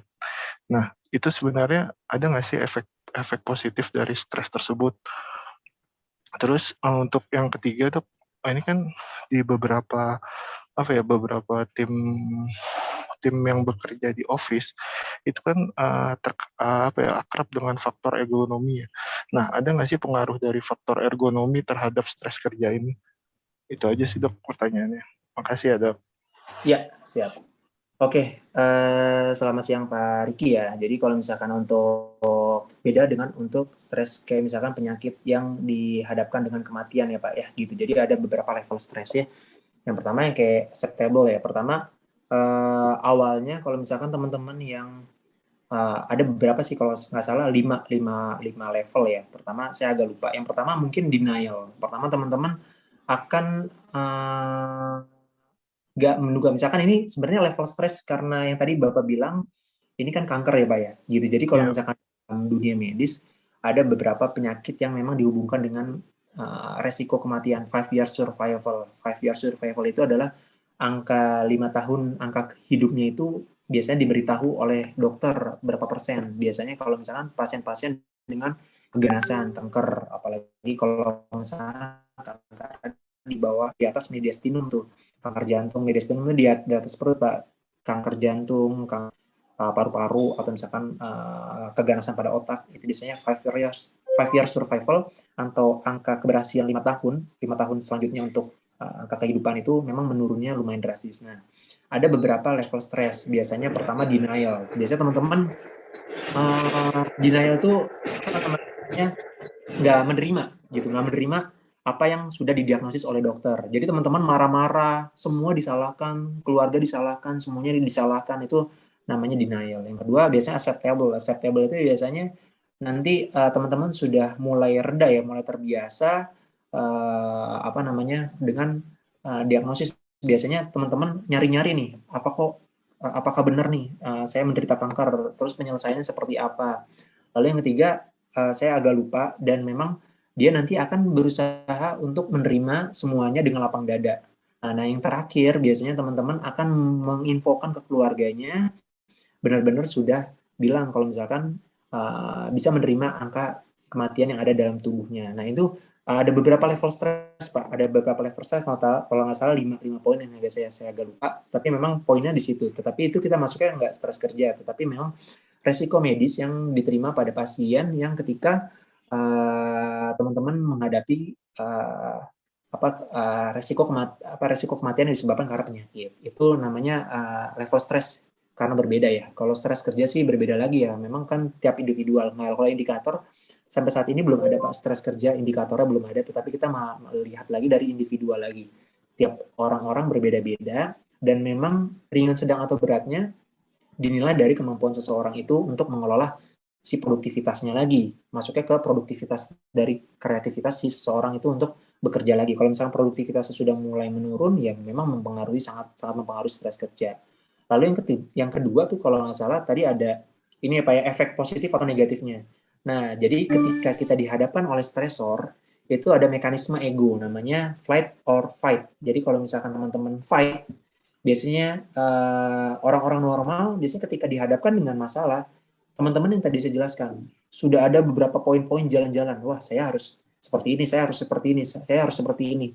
Kalau misalkan teman-teman sudah bisa menghadapi masalah itu, teman-teman naik level. ketika teman-teman dihadapi masalah itu lagi, stresnya akan berkurang, stresornya akan berkurang. Karena kenapa? Teman-teman sudah naik level, artinya stres yang tadinya sudah dilewatin, artinya sudah terbiasa, dan ini bukan suatu masalah lagi. Tetapi yang berbahaya kalau ada flight, artinya teman-teman kabur menghindari masalah itu, ketika dihadapi terus-terusan kabur, dan masalahnya akan double. Ketika teman-teman nggak bisa kabur lagi, sudah terpojok, masalahnya itu ada, itu disebut dengan stres kerja. Nah, positif feedback-nya adalah ketika kita stres kerja, ketika teman-teman diberikan stresor dan teman-teman bagus, teman-teman bisa mengembangkan diri dan stresnya akan berkurang ketika teman-teman mendapatkan stresor yang sama. Itu feedback positif, artinya mekanisme positif teman-teman kalau misalkan dihadapkan stresor. Jadi stres kerja sih nggak selalu negatif, benar. Tapi sebenarnya kalau stres kerja itu sebenarnya udah ya kita sebutnya udah nggak bisa lah. Artinya ketika diberikan stresor, teman-teman sudah tidak bisa mengatasi lagi, makanya saya bilang stres kerja. Nah, kita sebutnya stres kerja itu ketika teman-teman sudah tidak bisa mengatasi stresor lagi. Tapi kalau misalkan teman-teman bisa mengatasi stresor yang sudah ada, itu nggak masuk ke stres kerja. Tetapi feedback positifnya adalah teman-teman naik level nih, kita sebutnya gitu. Jadi nggak termasuk ke stres kerja sebenarnya kalau misalkan mekanisme positif, Pak, gitu. Jadi teman-teman sudah naik level lah. Lalu yang terakhir tadi apa, Pak? Saya lupa. Pengaruh faktor ergonomi. Oh, faktor ergonomi. Ya, faktor ergonomi terhadap stres kerja itu ada apa enggak? Sangat berpengaruh, Pak. Jadi faktor ergonomi salah satu nanti yang akan saya saya pantau juga sebenarnya di NGK juga ya, Pak, kemarin saya jelaskan. Karena ada beberapa faktor ergonomi seperti posisi saat kita kerja, lalu misalkan memang pencahayaan yang kurang tepat, biasanya faktor ergonominya juga kurang tepat pada pekerja-pekerja, misalkan di depan monitor pencahayaannya kurang, atau misalkan monitor terlalu tinggi, itu mempengaruhi mata, atau misalkan posisi duduk lebih dekat dan mempengaruhi mekanisme otot, spasme otot kita sebutnya, Pak. Jadi kalau misalkan posisinya nggak sesuai, otot yang sering terkena di bagian otot pinggang dan otot di bagian leher, kita sebutnya dengan cervical pain atau low back pain. Nah, itu sering tuh, kemarin datangnya juga mialgia ya, ketiga top dari NGK, nomor 3-nya adalah mialgia. Mialgia bisa disebabkan karena penurunan sistem imun atau posisi ergonomi yang tidak tepat. Biasanya karena suhu, karena pencahayaan yang kurang tepat, atau posisi duduk. Nah, itu bisa menyebabkan nanti kekakuan pada otot. Jadi otot itu sebenarnya dia bergerak dengan oksigen. Saya selalu jelaskan seperti ini ke karyawan. Kalau otot dia diam saja selama 2 jam, apalagi yang otot yang membutuhkan mobilisasi tinggi, seperti kayak misalkan di bagian leher sama bagian pinggang, kalau misalkan 2 jam dia tidak bergerak atau misalkan diam aja kaku, dan itu bisa menyebabkan luka pada otot yang kita sebut dengan spasme atau misalkan kekurangan oksigen, dan bisa menyebabkan nyeri atau pegal atau kekakuan ya, bisa menyebabkan nanti produktivitasnya menurun lagi, surat sakit kita butuh obat sakit lagi, itu yang termasuk salah satu disebabkan karena faktor ergonomi. Jadi sangat berpengaruh, Pak. Kalau faktor ergonomi sangat berpengaruh. Seperti itu. Oke, terima kasih, Dok. Sama-sama, Mas Riki. Oke, terima kasih dokter untuk penjelasannya, dan buat Pak Riki mudah-mudahan terjawab ya pertanyaannya. Selanjutnya ada pertanyaan lagi nih, Dok, dari Pak Yudi. Silakan, Pak Yudi. Terima kasih. Pagi, Dok. Selamat pagi, Pak Yudi.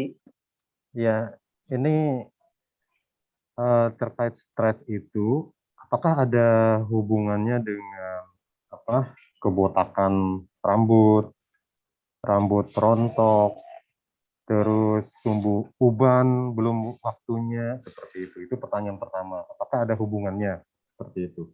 Ya.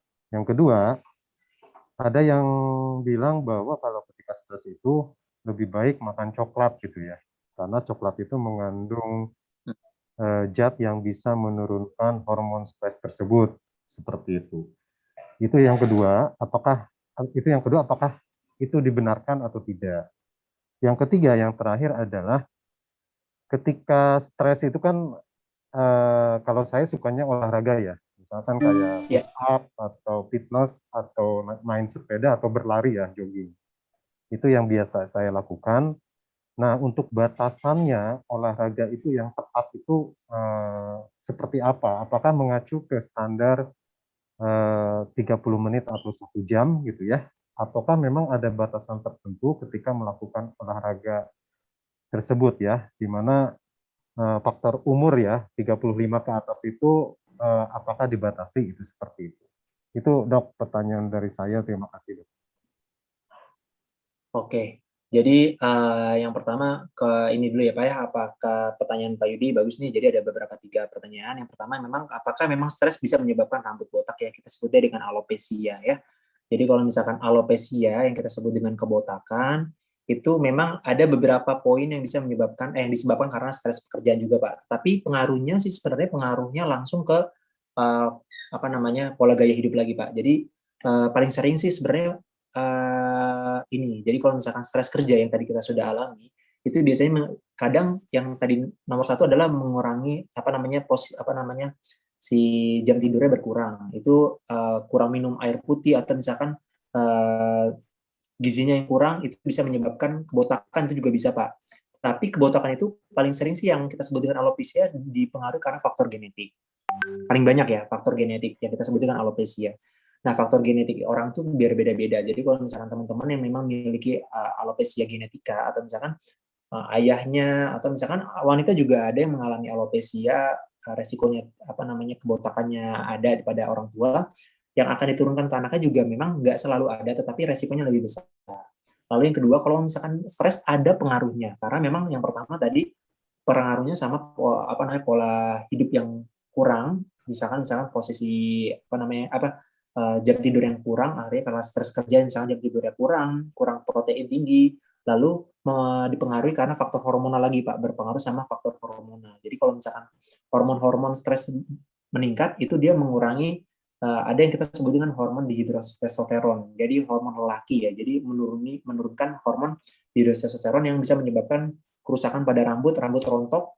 Pertama sih memang rambut rontok dulu, gampang rambutnya rontok. Terus yang kedua kebotakan yang paling ekstrim lah ya. Tapi yang pertama awal-awal biasanya rambut rontok. Tapi kalau misalkan kebotakan walaupun persentasinya dikit, tapi memang ada faktor ya. Jadi tapi paling sering sih rambutnya rontok itu biasanya kalau misalkan penurunan si hormon dihidrotestosteron yang bisa menyebabkan kerontokan rambut. Kalau misalkan kebotakan biasanya kalau misalkan rontok rambutnya memang sudah agak kronik Pak gitu, jadi bisa menyebabkan kerontokan rambut yang sudah terlalu lama bisa menyebabkan kebotakan, tapi persentasenya memang sedikit. Yang kedua, nah coklat memang ada beberapa kandungan coklat yang memang meningkatkan ini Pak, meningkatkan hormon bahagia endorfin dan mengurangi hormon stres yang tadi saya jelaskan, hormon kortisol. Kalau nggak salah coklat itu dalamnya ada flavonol kalau nggak salah Pak. Isinya dalam flavonol, tetapi memang bukan menurunkan stres aja, dia memang antioksidannya tinggi. Dia mencegah kanker, menurunkan tekanan darah, menurunkan kadar gula yang tinggi, tetapi jumlahnya optimal, tidak berlebihan. Nah, dan dia dikonsumsinya juga tidak boleh terlalu banyak Pak. Mungkin dalam seminggu 1 atau 2 kali, dan bukan coklat yang biasa, tapi bagusnya dark coklat Pak. Jadi coklat hitam yang paling bagus untuk kandungan, kalau nggak salah kandungan flavonolol atau flavonoid itu dia tinggi. Nah itu dia bisa meningkatkan hormon endorfin dan menurunkan hormon stres, sangat berpengaruh. Dan beberapa penelitian juga menyarankan selain itu juga, selain coklat, kopi juga bisa, tetapi juga jumlahnya yang optimal. Kalau misalkan terlalu berlebihan yang kita konsumsi, itu malah akan mempengaruhi peningkatan kadar gula, atau misalkan bisa meningkatkan resiko resistensi insulin yang bisa menyebabkan kita diabetes mellitus. Jadi kalau optimal misalkan 1 atau 2 kali dalam seminggu itu boleh-boleh saja, seperti itu. Nah, untuk yang pertanyaan terakhir dari Pak Yudi adalah olahraga. Olahraga sebenarnya untuk usia memang berbeda Pak, gitu. Kita tergantung dari aktivitas kita dan usia juga. Jadi kalau misalkan teman-teman yang memang riwayatnya memang ada gangguan artritis atau misalkan sendi-sendinya bermasalah, atau kita sebutnya artritis yang imun ya, misalkan rheumatoid arthritis ya, itu kita sebenarnya low impact aja, low impact ya, seperti jogging, seperti olahraga berenang itu disarankan. Tetapi kalau untuk usia di atas 40 tahun Pak, atau misalkan memang dia tidak memiliki riwayat penyakit sebelumnya, itu misalkan di atas 40 tahun sih saya tidak menyarankan untuk high impact kayak misalkan kayak sepak bola atau misalkan bulu tangkis, itu sudah tidak disarankan untuk usia di atas 40 tahun Pak. Kenapa? Karena memang ada resiko aterosklerosis. Ada beberapa penelitian kalau misalkan Aterosklerosis itu ada penumpukan plak pada arteri-arteri di bagian jantung. Ketika di atas 40 tahun, ketika kita nanti olahraga mendadak atau olahraga yang terlalu high impact, itu bisa menyebabkan penyempitan pada penyempitan pada arteri-arteri jantung. Kan ada beberapa kasus-kasus juga yang tadinya nggak punya penyakit ya Pak ya. Beberapa artis juga tiba-tiba bermain sepak bola, tiba-tiba meninggal mendadak. Nah, itu biasanya disebabkan karena cardiac arrest atau henti jantung yang disebabkan karena konstriksi pembuluh darah bagian jantung. Itu curiganya ke arah sana. Tapi kalau misalkan teman-teman yang di bawah 40 tahun, nggak memiliki riwayat apapun, olahraga high impact juga diperbolehkan. Seperti yang tadi, high impact itu artinya olahraga intensitas tinggi, seperti sepedahan, jarak jauh, atau misalkan kayak misalkan bela diri, atau misalkan olahraga yang memang basket, atau misalkan sepak bola itu diperbolehkan. Nah, nggak pernah olahraga, tiba-tiba langsung sakit-sakit semua. Nah, itu biasanya karena otot-ototnya tiba-tiba, ya kita sebut dengan cedera otot ya, gitu. Jadi, buat teman-teman yang nggak pernah olahraga, tiba-tiba olahraga, sarannya ya awal-awal dulu, low impact dulu. Jadi, jogging dulu, nanti intensitasnya dinaikkan. Misalkan pertama jogging, tunggu 2-3 hari, ketika ototnya sudah bisa menyesuaikan, baru bisa lari pelan, lari ketika bisa sprint gitu. Jadi, kalau teman-teman yang nggak pernah olahraga, tiba-tiba olahraga, misalkan langsung bulu tangkis, apalagi memang lebih dari 2 jam, itu biasanya otot-otot bakal tambah sakit, yang kita sebutkan muskulospasme. Itu sering sih sebenarnya, tapi memang tidak berbahaya, cuma memang nanti pemulihannya lebih lama dibandingkan teman-teman yang memang kalau misalkan olahraga, diawali dengan olahraga-olahraga yang ringan terlebih dahulu, nanti ke sedang, ke berat. Seperti itu. Gitu Pak. Jadi mungkin tergantung dari usia sama faktor komorbid Pak. Kalau misalkan di bawah 40 tahun atau riwayat komorbid, saya tidak menyarankan untuk high impact. Jadi low impact aja. Jadi kalau teman-teman yang sudah di atas 40 tahun, ada riwayat komorbid, apalagi yang tadi sedang komorbidnya artritis atau di gangguan sendi, sarannya ya olahraga-olahraga yang paling bagus, berenang itu bagus, jogging itu bagus, sepedahan yang sepeda santai ya, bukan sepeda yang terlalu panjang atau misalnya terlalu jauh, seperti itu. Atau misalkan yoga boleh, senam boleh. Seperti itu Pak, semoga bisa menjawab pertanyaan dari Pak Yudi. Oke, terima kasih Dok, sudah Ya. clear jawabannya. Terima kasih Dok. Oke, terima kasih Pak Yudi. Nanti dapat gimmick Pak dari Sentra Medika. Asik. Oke. Masih bisa ya Dok untuk bertanya ya? Boleh, silakan. Masih bisa ya? Oke. Untuk selanjutnya Pak Akbar, Pak. Silakan Pak, jika ada yang ingin ditanyakan. Halo Dok, terima kasih buat waktunya. Makasih Mas Wisnu buat waktunya. Ya. Perkenalkan saya Akbar. Saya mau nanya, ada nggak sih kaitan antara stres kerja sama masalah lambung? Karena ya yang saya tahu lambung tuh ada yang bilang kayak otak keduanya gitu. Ada istilah kayak gitu. Itu sih. Kemudian tadi kan sempat disinggung juga masalah kopi ya. Dan dan coklat.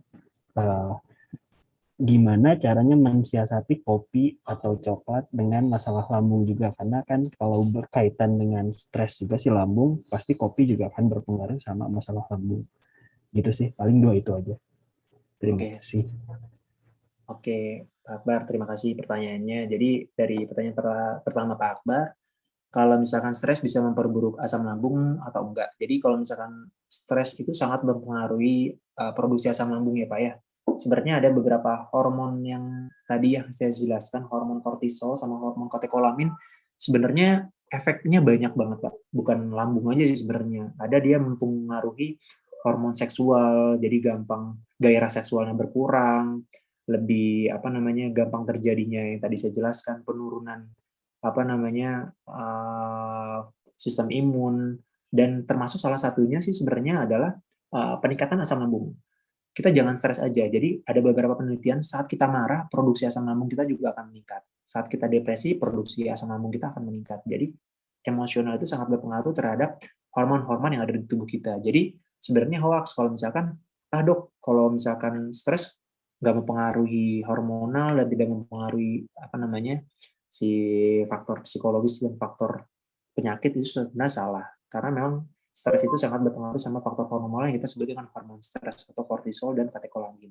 Jadi hormon kortisol atau katekolamin dia meningkatkan peningkatan asam lambung yang akan bisa menyebabkan terjadinya, gampang banget kita kalau misalkan terjadinya gastritis atau misalkan luka pada lambung. Tetapi kalau teman-teman memang ada stres kerja, peningkatan asam lambung, tetapi makannya tetap dijaga, tidak lambungnya tidak cedera atau misalkan tidak luka, gitu. Jadi sebenarnya sangat berpengaruh. Lalu yang kedua, mensiasati, misalkan suka makan coklat atau misalkan suka minum kopi ya. Kalau misalkan kopi, sebenarnya kafeinnya sih sebenarnya bagus. Pertama, kafein itu bagusnya kenapa? Karena memang kafein kalau misalkan dikonsumsi dengan jumlah yang optimal, dia sangat mempengaruhi fungsi jantung. Jadi fungsi jantungnya bagus, heart rate-nya juga sebenarnya bagus untuk menjaga fungsi jantung yang sehat. Lalu beberapa fungsi organ-organ juga bagus kalau misalkan kafeinnya dalam optimal sebenarnya, Pak. Tetapi kopi-kopi yang sekarang, pertama, kalau kopi hitam kafeinnya terlalu tinggi. Kenapa? Pertama, nggak bisa tidur nanti kalau misalkan konsumsinya terlalu tinggi kafein. Lalu yang kedua, kalau minum kopi sebelum makan, nanti peningkatan asam lambungnya tambah drastis. Apalagi habis ngopi ngerokok. Nah, itu nikotin juga meningkatkan asam lambung. Ditambah kopi sebelum makan, asam lambungnya tambah ikut-ikutan naik. Nah, jadi saran saya untuk teman-teman yang pecinta kopi, sarannya memang kalau misalkan bisa dihindari kopi hitam. Yang kedua, kalau misalkan mau minum kopi hitam, ya setelah makan. Dan tidak boleh lebih dari 2 cangkir dalam waktu 24 jam. Itu tidak disarankan, karena memang jumlahnya nanti akan berlebihan. Nah, yang bahaya juga tadi kopi hitam, kafeinnya terlalu banyak. Tapi kalau kopi susu terlalu banyak, kadar gulanya terlalu tinggi. Gitu, gulanya lebih banyak dibandingin kafeinnya. Apa yang disebabkan? Nanti terjadi resistensi insulin, artinya peningkatan resiko terjadinya diabetes mellitus akan meningkat. Nah, lalu yang kedua, dark coklat. Nah, dark coklat malah lebih bagus, Pak, dibandingkan coklat-coklat yang tersedia di beberapa store gitu. Jadi kalau dark coklat itu kandungan gulanya lebih rendah. Yang tadi saya bilang V4-nya itu lebih tinggi. Dia untuk memperbaiki fungsi meningkatkan fungsi jantung, menurunkan hormon stres, meningkatkan hormon bahagia itu lebih tinggi. Tetapi kalau coklat-coklat yang tersedia di store itu lebih banyak gulanya. Jadi harus diperhatikan kadar gulanya terlalu tinggi atau enggak. Kalau kadar gulanya terlalu tinggi juga meningkatkan resiko terjadinya malah nanti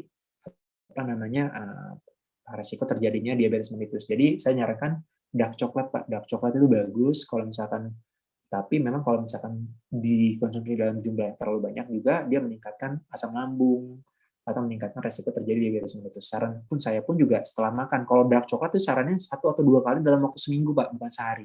Tapi kalau kopi bisa dikonsumsi 2 kali maksimal dalam waktu sehari. Kalau dark coklat biasanya 1 atau 2 kali kesehatannya. Dan dia mengandung antioksidan kalau dark coklat. Dark coklat itu antioksidan itu racun, jadi anti racun. Jadi memperbaiki dia detoksifikasi dalam tubuh kita dan mengurangi membunuh sel-sel kanker seperti itu. Jadi ada antioksidannya dalam tubuh kita. Seperti itu, Pak. Oke, Dok. Nanya lagi boleh ya, Dok? Ya, boleh, silakan, Pak. Tadi kan kopi udah dianjurkan maksimal 2 kali dalam 24 jam ya. Iya, benar. Terus jangan sebelum makan. Ada nggak, Dok, kayak jam-jam yang dianjurkan buat minum kopi? Maksudnya kayak yang mungkin pagi atau siang gitu. Kalau jam-jamnya tergantung individu lagi, Pak. Gitu. Jadi kalau misalkan memang teman-teman yang memang minum kopi tetap bisa tidur ya boleh-boleh aja, misalkan konsumsi di atas jam 18.00. Tetapi kalau misalkan teman-teman yang memang sensitif banget minum kopi nggak bisa tidur ya sarannya jangan mendekati jam tidur. Gitu. Kalau ada jam-jamnya sih sebenarnya yang bagus sih misalkan habis setelah sarapan. Kopinya juga yang tadi saya jelaskan bagusnya sih kopinya sih perbandingannya memang kopi-kopi yang saya lupa ya. Ada beberapa penelitian perbedaannya tuh ada, kalau nggak salah Arabica tuh, kopi Arabica lebih bagus ya, dan boleh dikonsumsi kopi susu ya, kalau misalkan teman-teman pecinta kopi hitam sih sebenarnya juga boleh, tetapi jumlahnya juga nggak boleh terlalu banyak. Dan setelah makan solo lebih baik, dan setelah makan siang kalau bagusnya gitu. Jadi setelah sarapan pagi dan setelah sarapan siang. Optimalnya seperti itu. Tetapi kalau misalkan teman-teman yang memang mau konsumsinya setelah malam atau misalkan sebaiknya 3 jam sebelum tidur, menghindari 3 jam sebelum tidur, karena kan efek kopinya masih tinggi-tingginya di dalam tubuh kita dan nanti resikonya kafeinnya dia malah menyebabkan insomnia, Pak, seperti itu.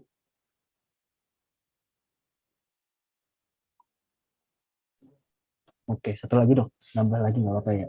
Iya, nggak apa-apa, Pak. kalau dibandingkan sama teh, dok, lebih bagus mana buat mengatasi stres? Sebenarnya kandungannya berbeda. Kalau kopi dia mengandungnya apa namanya kafein. Kalau misalkan teh, kalau nggak salah theobromine atau theophylline juga yang mengandungnya. Jadi dia ada kandungan teh juga banyak Pak, teh hijau, teh ini ya. Tapi memang kandungannya memang ada overall yang paling banyak tuh theobromine ya kalau nggak salah ya. Jadi dia meningkatkan fungsi jantung juga, memperbaiki sistem pernafasan juga bagusnya. Tapi memang kalau nggak salah kafeinnya rendah banget. Jadi kalau misalkan teh, dia kandungannya berbeda dengan kopi. Dia tidak bisa menyebabkan kayak kita insomnia gitu, enggak. Tetapi ada hormon diuretik Pak, kalau pada teh. Hormon diuretik itu apa? Dia membuang cairan pada tubuh kita. Jadi teh itu bagus-bagus aja, teh hijau itu diperbolehkan. Tapi kalau misalkan dikonsumsi dalam jumlah yang terlalu banyak, dia ada resiko terjadi dehidrasi. Jadi pada teman-teman yang mau mengkonsumsi teh, saya tidak menyarankan untuk teman-teman yang memang produksi, misalkan resiko terjadinya gagal ginjal, atau teman-teman yang memiliki komorbid, misalkan gagal ginjal atau resiko dehidrasi, teman-teman lagi sakit, misalkan lagi sakit, contohnya demam berdarah, atau misalkan nafsu makan minum lagi rendah, minum kopi, nanti air yang ada dalam tubuh kita malah terbuang gitu. Jadi ada hormon diuretiknya, jadi dia membuang cairan dalam tubuh kita. Tapi kalau untuk kafeinnya sangat rendah sekali, tapi dia mengandung hormon-hormon diuretik ini. Jadi untuk kesehatannya malah kalau misalkan kafein kan tadi antioksidannya rendah. Tapi kalau misalkan kandungan teh, kayak misalkan teh hijau, itu bagus, antioksidannya tinggi Pak, gitu. Jadi diperbolehkan kalau misalkan minum teh. Jadi sebenarnya kalau misalkan minum kopi sama teh, sebenarnya tidak ada hubungan yang lebih bagus. Kalau misalkan dikombinasi juga sebenarnya bagus-bagus aja. Karena saling-saling melengkapi fungsi-fungsi yang lain. Dan saran saya memang jumlah optimalnya, kalau teh sih sebenarnya nggak ada acuan ya, berbeda sama kopi. Kalau misalkan teh, tidak ada acuan tetapnya berapa cangkir dalam waktu 24 jam, tetapi sebaiknya dihindari pada pasien-pasien yang terjadi dehidrasi, atau misalkan lagi penurunan sistem imun, resikonya gagal ginjal, atau kan gagal ginjal itu dia tidak bisa membuang cairan dalam tubuhnya, jadi tidak disarankan minum teh terlalu banyak. Tapi kalau misalkan minum tehnya dalam jumlah yang kecil itu boleh aja, dan saya tidak menyarankan untuk teh-teh yang membuat diet atau teh langsing, apalagi yang belum terdaftar pada BPOM atau Badan Pengawasan Obat dan Makanan. Itu bahaya karena resikonya gampang resiko terjadi gagal ginjal Pak. Apalagi teh-teh yang sudah dicampur, maaf ya, teh misalkan ada teh jamu yang belum terdaftar. Kemarin ada teh-teh yang dicampur jamu itu ada anti radang, itu ngefeknya ke ginjal juga Kak. Sangat penurunan si sumsum tulang untuk memproduksi si darah. Jadi kadang suka anemia gitu. Jadi ada beberapa teh yang memang ditambahkan obat-obatan kortikosteroid ya. Kita sebutnya obat dewa, dia menghilangkan pegal-pegal, menghilangkan pusing. Tetapi kalau efek jangka panjangnya dia sangat berbahaya gitu. Jadi kalau misalkan saranku kalau misalkan mau konsumsi apapun ya harus ada Badan Pengawasan Obat dan Makanan. Seperti itu Pak. Oke, Dok, terima kasih. Ya, sama-sama Pak Akbar. Oke, baik. Selanjutnya ada pertanyaan dari Pak Abdul ya. Silakan Pak Abdul kalau ada yang ingin ditanyakan. Baik, terima kasih. Terima kasih Pak.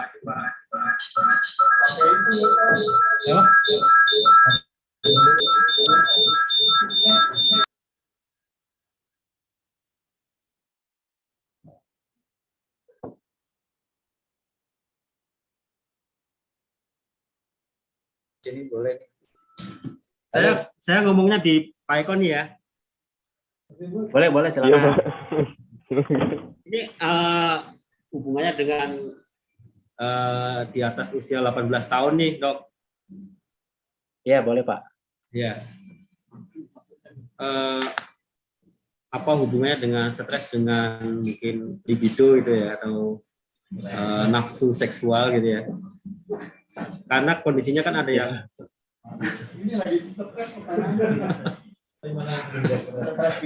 lagi stres nih kayaknya. Iya, iya.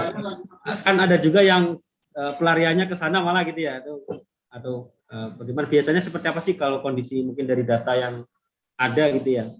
Apakah pengaruh ke sana atau enggak gitu. Yang kedua, gimana boleh. Kedua, kita kan termasuk umat yang beragama gitu ya. Kan Iya, ada Pak. juga yang apa ya, biar balance seperti apa ya, misalnya kan kondisinya apakah dari data yang ada itu misalnya untuk yang spiritualnya tinggi itu cenderung tidak stres, atau yang spiritualnya rendah itu tergantung gampang stres gitu. Dari data yang ada mungkin bisa dijelaskan. Terima kasih, Dok. Ya, sama-sama, Pak. Oke, tadi nanya Pak Abdul ya, Pak? Iya dok, betul Pak Abdul yang bertanya.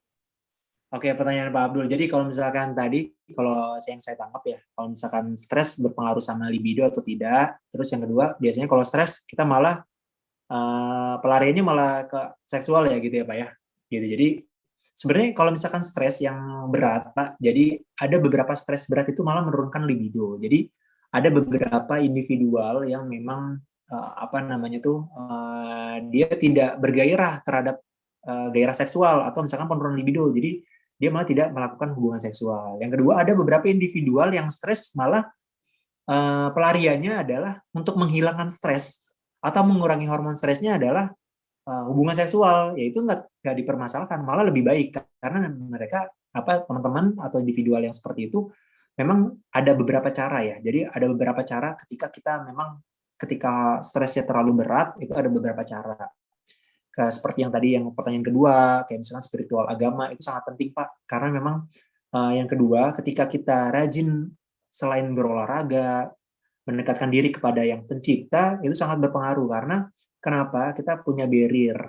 Nah, itu yang kedua, kalau misalkan ketika kita biasanya berdoa, ketika kita stres, gini Pak, jadi ketika kita stres, ketika kita menceritakan terhadap teman-teman atau misalkan kita berdoa, kita istilahnya kita menceritakan apapun itu ya curhat ya, itu hormon stres akan rendah gitu. Makanya ketika kita ke psikolog, yang kita harapkan adalah teman-teman yang stres itu menceritakan semuanya, diluapkan semuanya.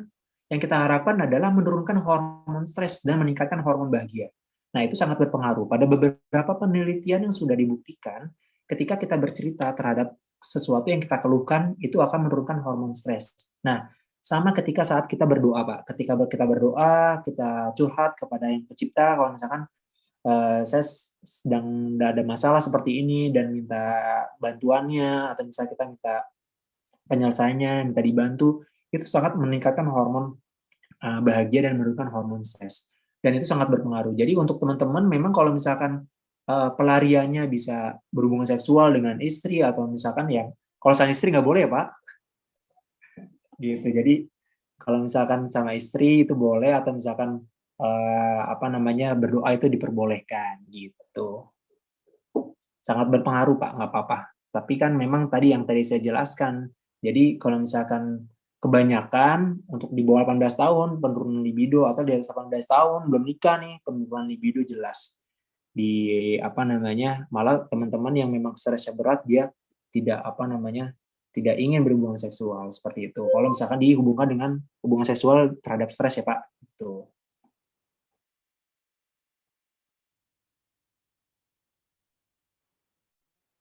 Terima kasih Dok. Iya Pak, sama-sama. Ya baik, mudah-mudahan terjawab Ya, Pak Abdul untuk pertanyaannya. Silakan Pak, jika masih ada yang ingin bertanya. Dok, mau tanya Dok, satu lagi Dok. Boleh Pak Eko ya? Iya, betul. Dok, itu perbandingan antara jenis kelamin ya, laki-laki dan perempuan, itu tingkat kesetresannya itu kalau dilihat dari data itu lebih mudah yang mana ya Dok ya? Apakah ada kecenderungan yang misalkan yang kaum Adam itu katakanlah lebih mudah cenderung stres ya dibandingkan dengan kaum Hawa gitu ya? Dan yang kedua, apakah ada hubungannya antara stres itu akan timbul kecenderungan kalau dilihat dari rentang usia atau usia yang paling rentan terkena stres gitu Dok? Apakah ada relevansi terkait dengan usia itu, Dok? Terima kasih, Dok. Oke, siap. Oke, kalau misalkan data ya Pak ya, kalau data yang saya baca-baca sih data internasional Pak. Kalau misalkan untuk wanita dibandingkan laki-laki jelas Pak, perempuan. Kenapa? Karena memang perempuan kan lebih rentan ya Pak ya, lebih lebih sesuatu yang dipikirkan ya. Kalau misalkan berbeda dengan laki-laki kan, laki-laki kan lebih cuek ya, gitu. Jadi apalagi kalau misalkan data di Indonesia belum valid karena kenapa? Karena memang banyak perempuan yang belum bekerja ya dibandingkan dengan laki-laki. Kalau misalkan laki-laki yang lebih banyak bekerja di unit pekerjaan, sedangkan wanita kan banyak yang jadi ibu rumah tangga. Malah lebih stresnya kalau misalkan di rumah tangga Pak, beban kerjanya banyak, lalu contohnya ngurus suami, ngurus anak, lalu yang ketiga maksudnya kerjanya kan hanya di satu tempat gitu Pak, jadi nggak ketemu sama orang-orang sosial ya, nggak ketemu bisa bersosiali dengan teman-teman, dan di rumah itu tingkat stresnya lebih tinggi jelas perempuan dibandingkan laki-laki. Lalu yang kedua kalau misalkan untuk rentang waktu Pak, rentan usia paling banyak usia produktif. Usia produktif di usia berapa? Di usia 30-40 tahun. Ketika teman-teman bekerja pada ya lagi semangat-semangatnya, tiba-tiba beban kerjanya lagi tinggi-tingginya, itu beban kerja juga lebih paling banyak ya puncaknya pada usia-usia produktif. Nah, tapi kalau misalkan di atas 50 tahun, kenapa stresnya juga masih tinggi ya, walaupun memang paling tinggi nomor satu di usia 30-40 tahun Pak, stres kerja karena beban kerja. Tapi yang kedua biasanya usia di atas 50 tahun, tapi bukan beban kerja, walaupun beban kerjanya sudah rendah, tapi faktor ketika ego lagi Pak, masuk ke ego lagi, ketika kita faktor usia lebih dari 50 tahun, mungkin kebanyakan kita lebih gampang emosi ya, apalagi misalkan memang kerja yang diberikan misalkan dari usia yang lebih muda gitu ya, kita gampang lebih emosi, gampang lebih sulit mengendalikan si stresornya, apalagi orang-orang yang memiliki riwayat komorbid ya Pak ya. Riwayat komorbid artinya penurunan sistem imun. Orang-orang yang misalkan awalnya memang riwayat hipertensi, itu kan biasanya dia lebih cenderung kalau misalkan ada stresor ada apa kan dia bisa lebih tekan darahnya lebih tinggi ya gitu. Jadi nomor satu di usia produktif, yang kedua biasanya usia dari 50 tahun biasanya dengan riwayat komorbid bukan beban kerja. Kalau usia produktif biasanya karena beban kerjanya Pak. Seperti itu. Tapi kalau misalkan untuk gender lebih banyak perempuan dibandingkan laki-laki yang tadi saya jelaskan karena beberapa faktornya banyak gitu. Kalau laki-laki biasanya sih lebih cuek, tapi ini datanya data internasional bukan data Indonesia. Kalau data Indonesia belum saya searching soalnya. Baik, terima kasih Dok. Ya, sama-sama Pak Eko. Oke Dok, masih bisa Dok untuk pertanyaan selanjutnya Dok? Boleh silakan Mas Wisnu. Ya, ini ada Pak Fahrudin ya yang ingin bertanya, silakan Pak. Selamat pagi dokter. Kalau ya, selamat pagi. Stres kerja ini nular nggak? Gimana Pak? Gimana? Stres kerja ini menular nggak?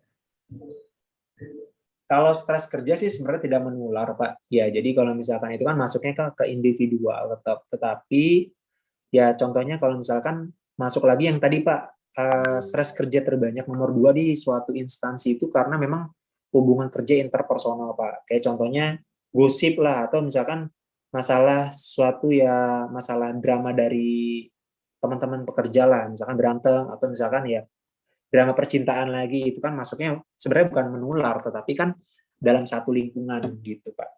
Kalau menular sih sebenarnya enggak, kecuali kalau misalkan teman-teman yang tadi saya bilang, kalau misalkan positive vibes-nya udah bagus ya, setiap pagi kalau misalkan ketemu teman-teman, tersenyum, itu positive vibes-nya kan sudah bagus ya. Jadi membuat teman-teman yang lain ya juga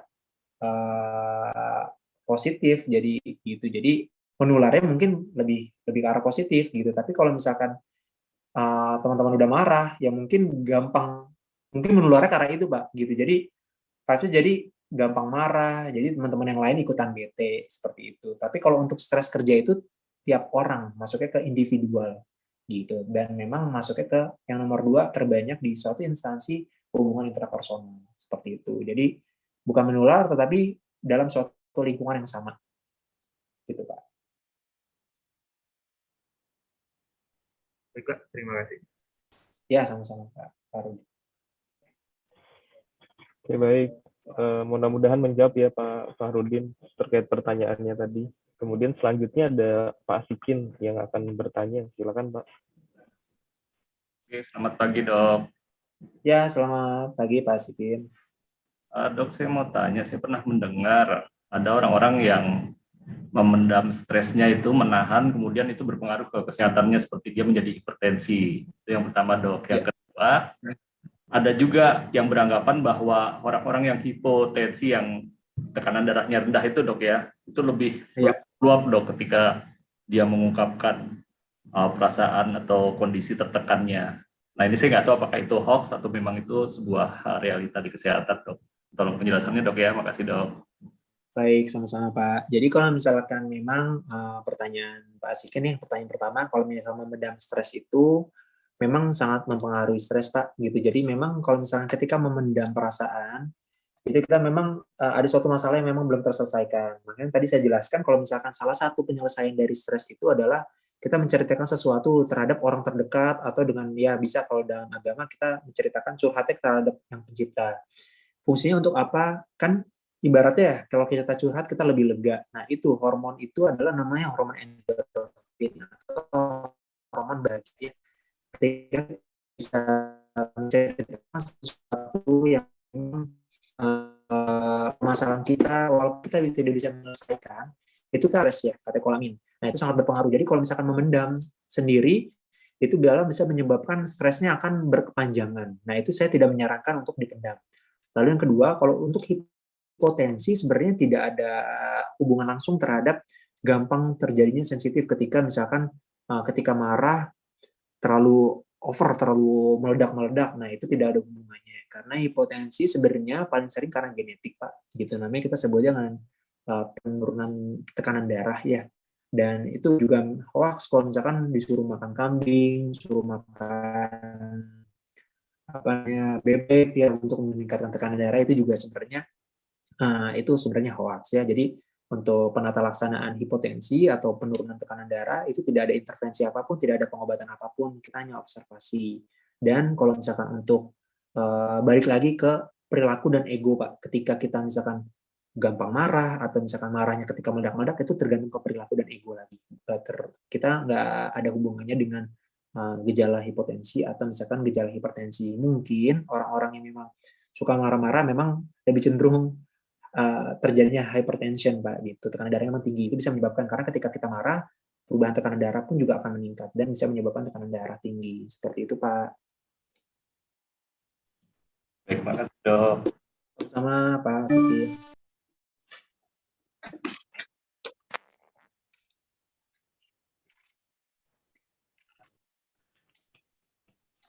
Baik Pak, ada yang ingin bertanya lagi Pak?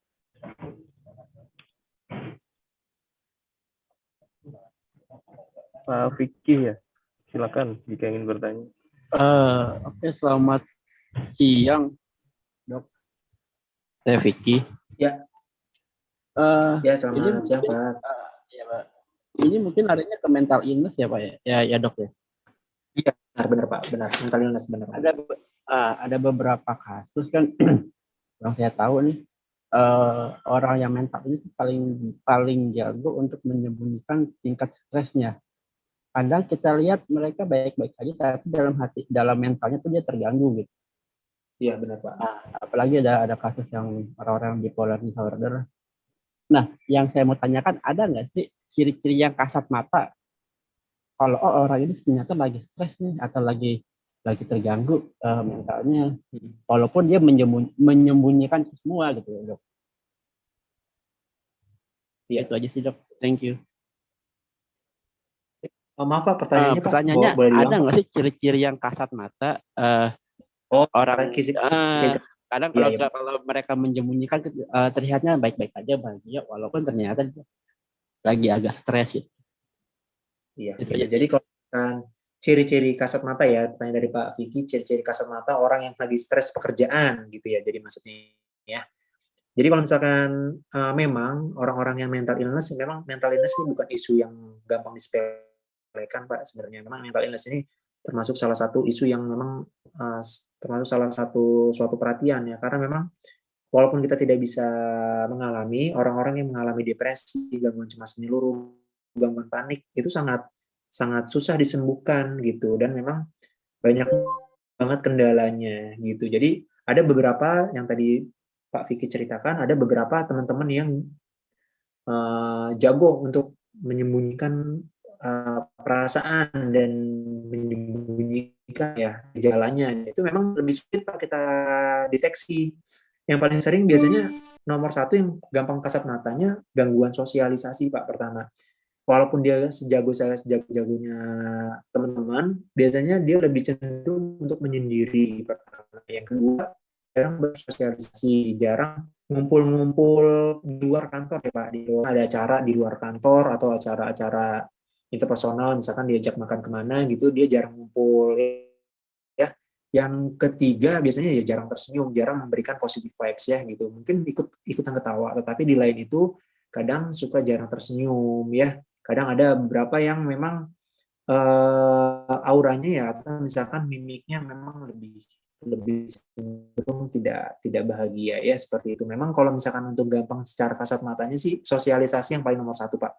Soalnya kalau misalnya tadi saya bilang paling awal-awal terkena gangguan stres, nah itu kan bermasalah di posisi di fungsi tidur, atau misalkan tidurnya yang jam tidurnya bermasalah. Tapi yang kita nggak bisa tahu nih tidurnya bermasalah atau enggak. Nah, kita biasanya ngelihatnya kalau misalkan gangguan tidur, dia lebih gampang capek, mimiknya lebih capek, terus lebih lemes lah intinya seperti itu, karena memang kurang tidur 8 jam ya gitu. Jadi mau nggak mau kita ngelihatnya dari sosialisasi paling kelihatan tuh Pak. Jadi jarang sosialisasi gitu, karena ketika kita nggak stres, kita lebih gampang bersosialisasi dengan orang-orang. Tapi kalau misalkan orang yang stres, mereka malah menarik dirinya sendiri untuk mengurung diri gitu. Jadi nggak mau bersosialisasi, jarang ngomong misalkan kalau ada di grup, terus jarang ngangkat telepon, maunya bersosialisasi. Kita nggak tahu nih keadaan kondisi kehidupannya di rumah seperti apa. Nah itu. Tetapi saran saya adalah teman-teman yang memiliki mental illness, lebih baik teman-teman menceritakan ke teman terdekat ya,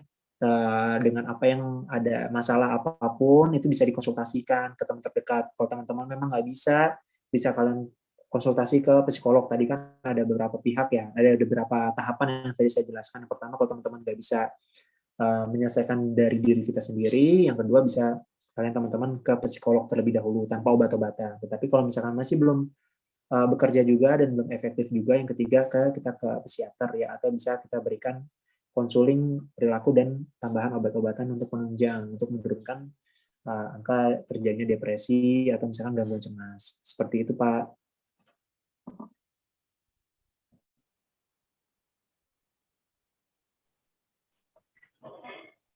Oke dokter, terima kasih untuk penjelasannya. Mudah-mudahan menjawab ya Pak Vicky. Ya, terima kasih banyak. Terima kasih. Mungkin satu pertanyaan lagi Pak, terakhir. Dipersilahkan bagi yang ingin bertanya.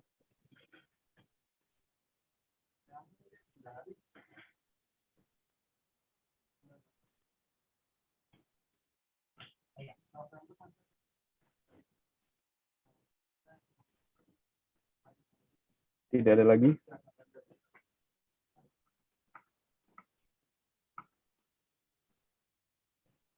Baik, kalau tidak ada lagi, mungkin dari tim Sentra Medika ada yang ingin disampaikan sebelum diakhiri, silakan.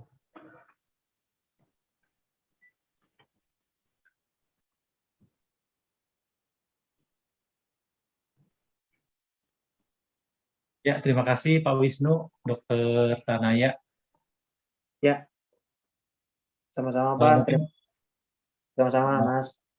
Mohon maaf kalau ada kata-kata yang salah. Ya, untuk teman-teman atau rekan-rekan dari PT NGK Busi, terima kasih banyak.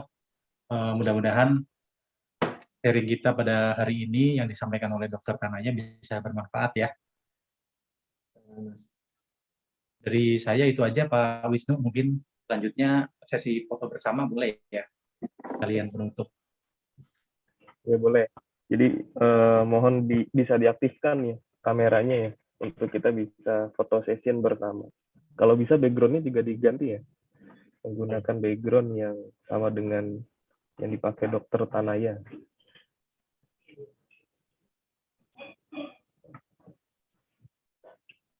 Monggo Pak, bisa diaktifkan Pak kameranya.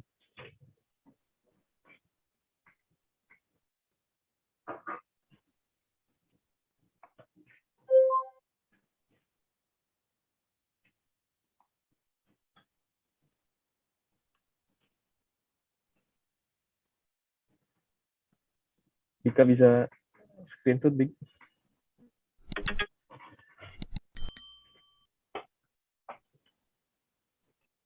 Oke Pak, kita foto ya. 1, 2, 3. Kemudian gaya bebas. Gaya bebas. 1, 2, 3. Oke, terima kasih banyak Bapak Ibu sekalian untuk partisipasinya, pertanyaannya. Mudah-mudahan apa yang disampaikan oleh Dr. Tanaya tadi bisa menjadi pemahaman baru buat kita dan juga lebih bisa mengelola stresnya ya di tempat kerja. Harapannya agar produktivitasnya tetap lancar, kemudian hubungan sosial dengan rekan kerja juga tetap baik. Seperti itu. Baik, kalau tidak ada lagi bisa kita akhiri ya dari Pak Tio, bisa kita akhiri Pak? Ya, bisa Pak. Oh bisa ya, oke. Baik, kalau tidak ada pertanyaan lagi, saya akhiri. Terima kasih banyak. Sekian, Assalamualaikum warahmatullahi wabarakatuh. Selamat siang. Waalaikumsalam. Waalaikumsalam warahmatullahi wabarakatuh. Selamat siang. Terima kasih dokter, terima kasih. Terima kasih dok, terima kasih semua.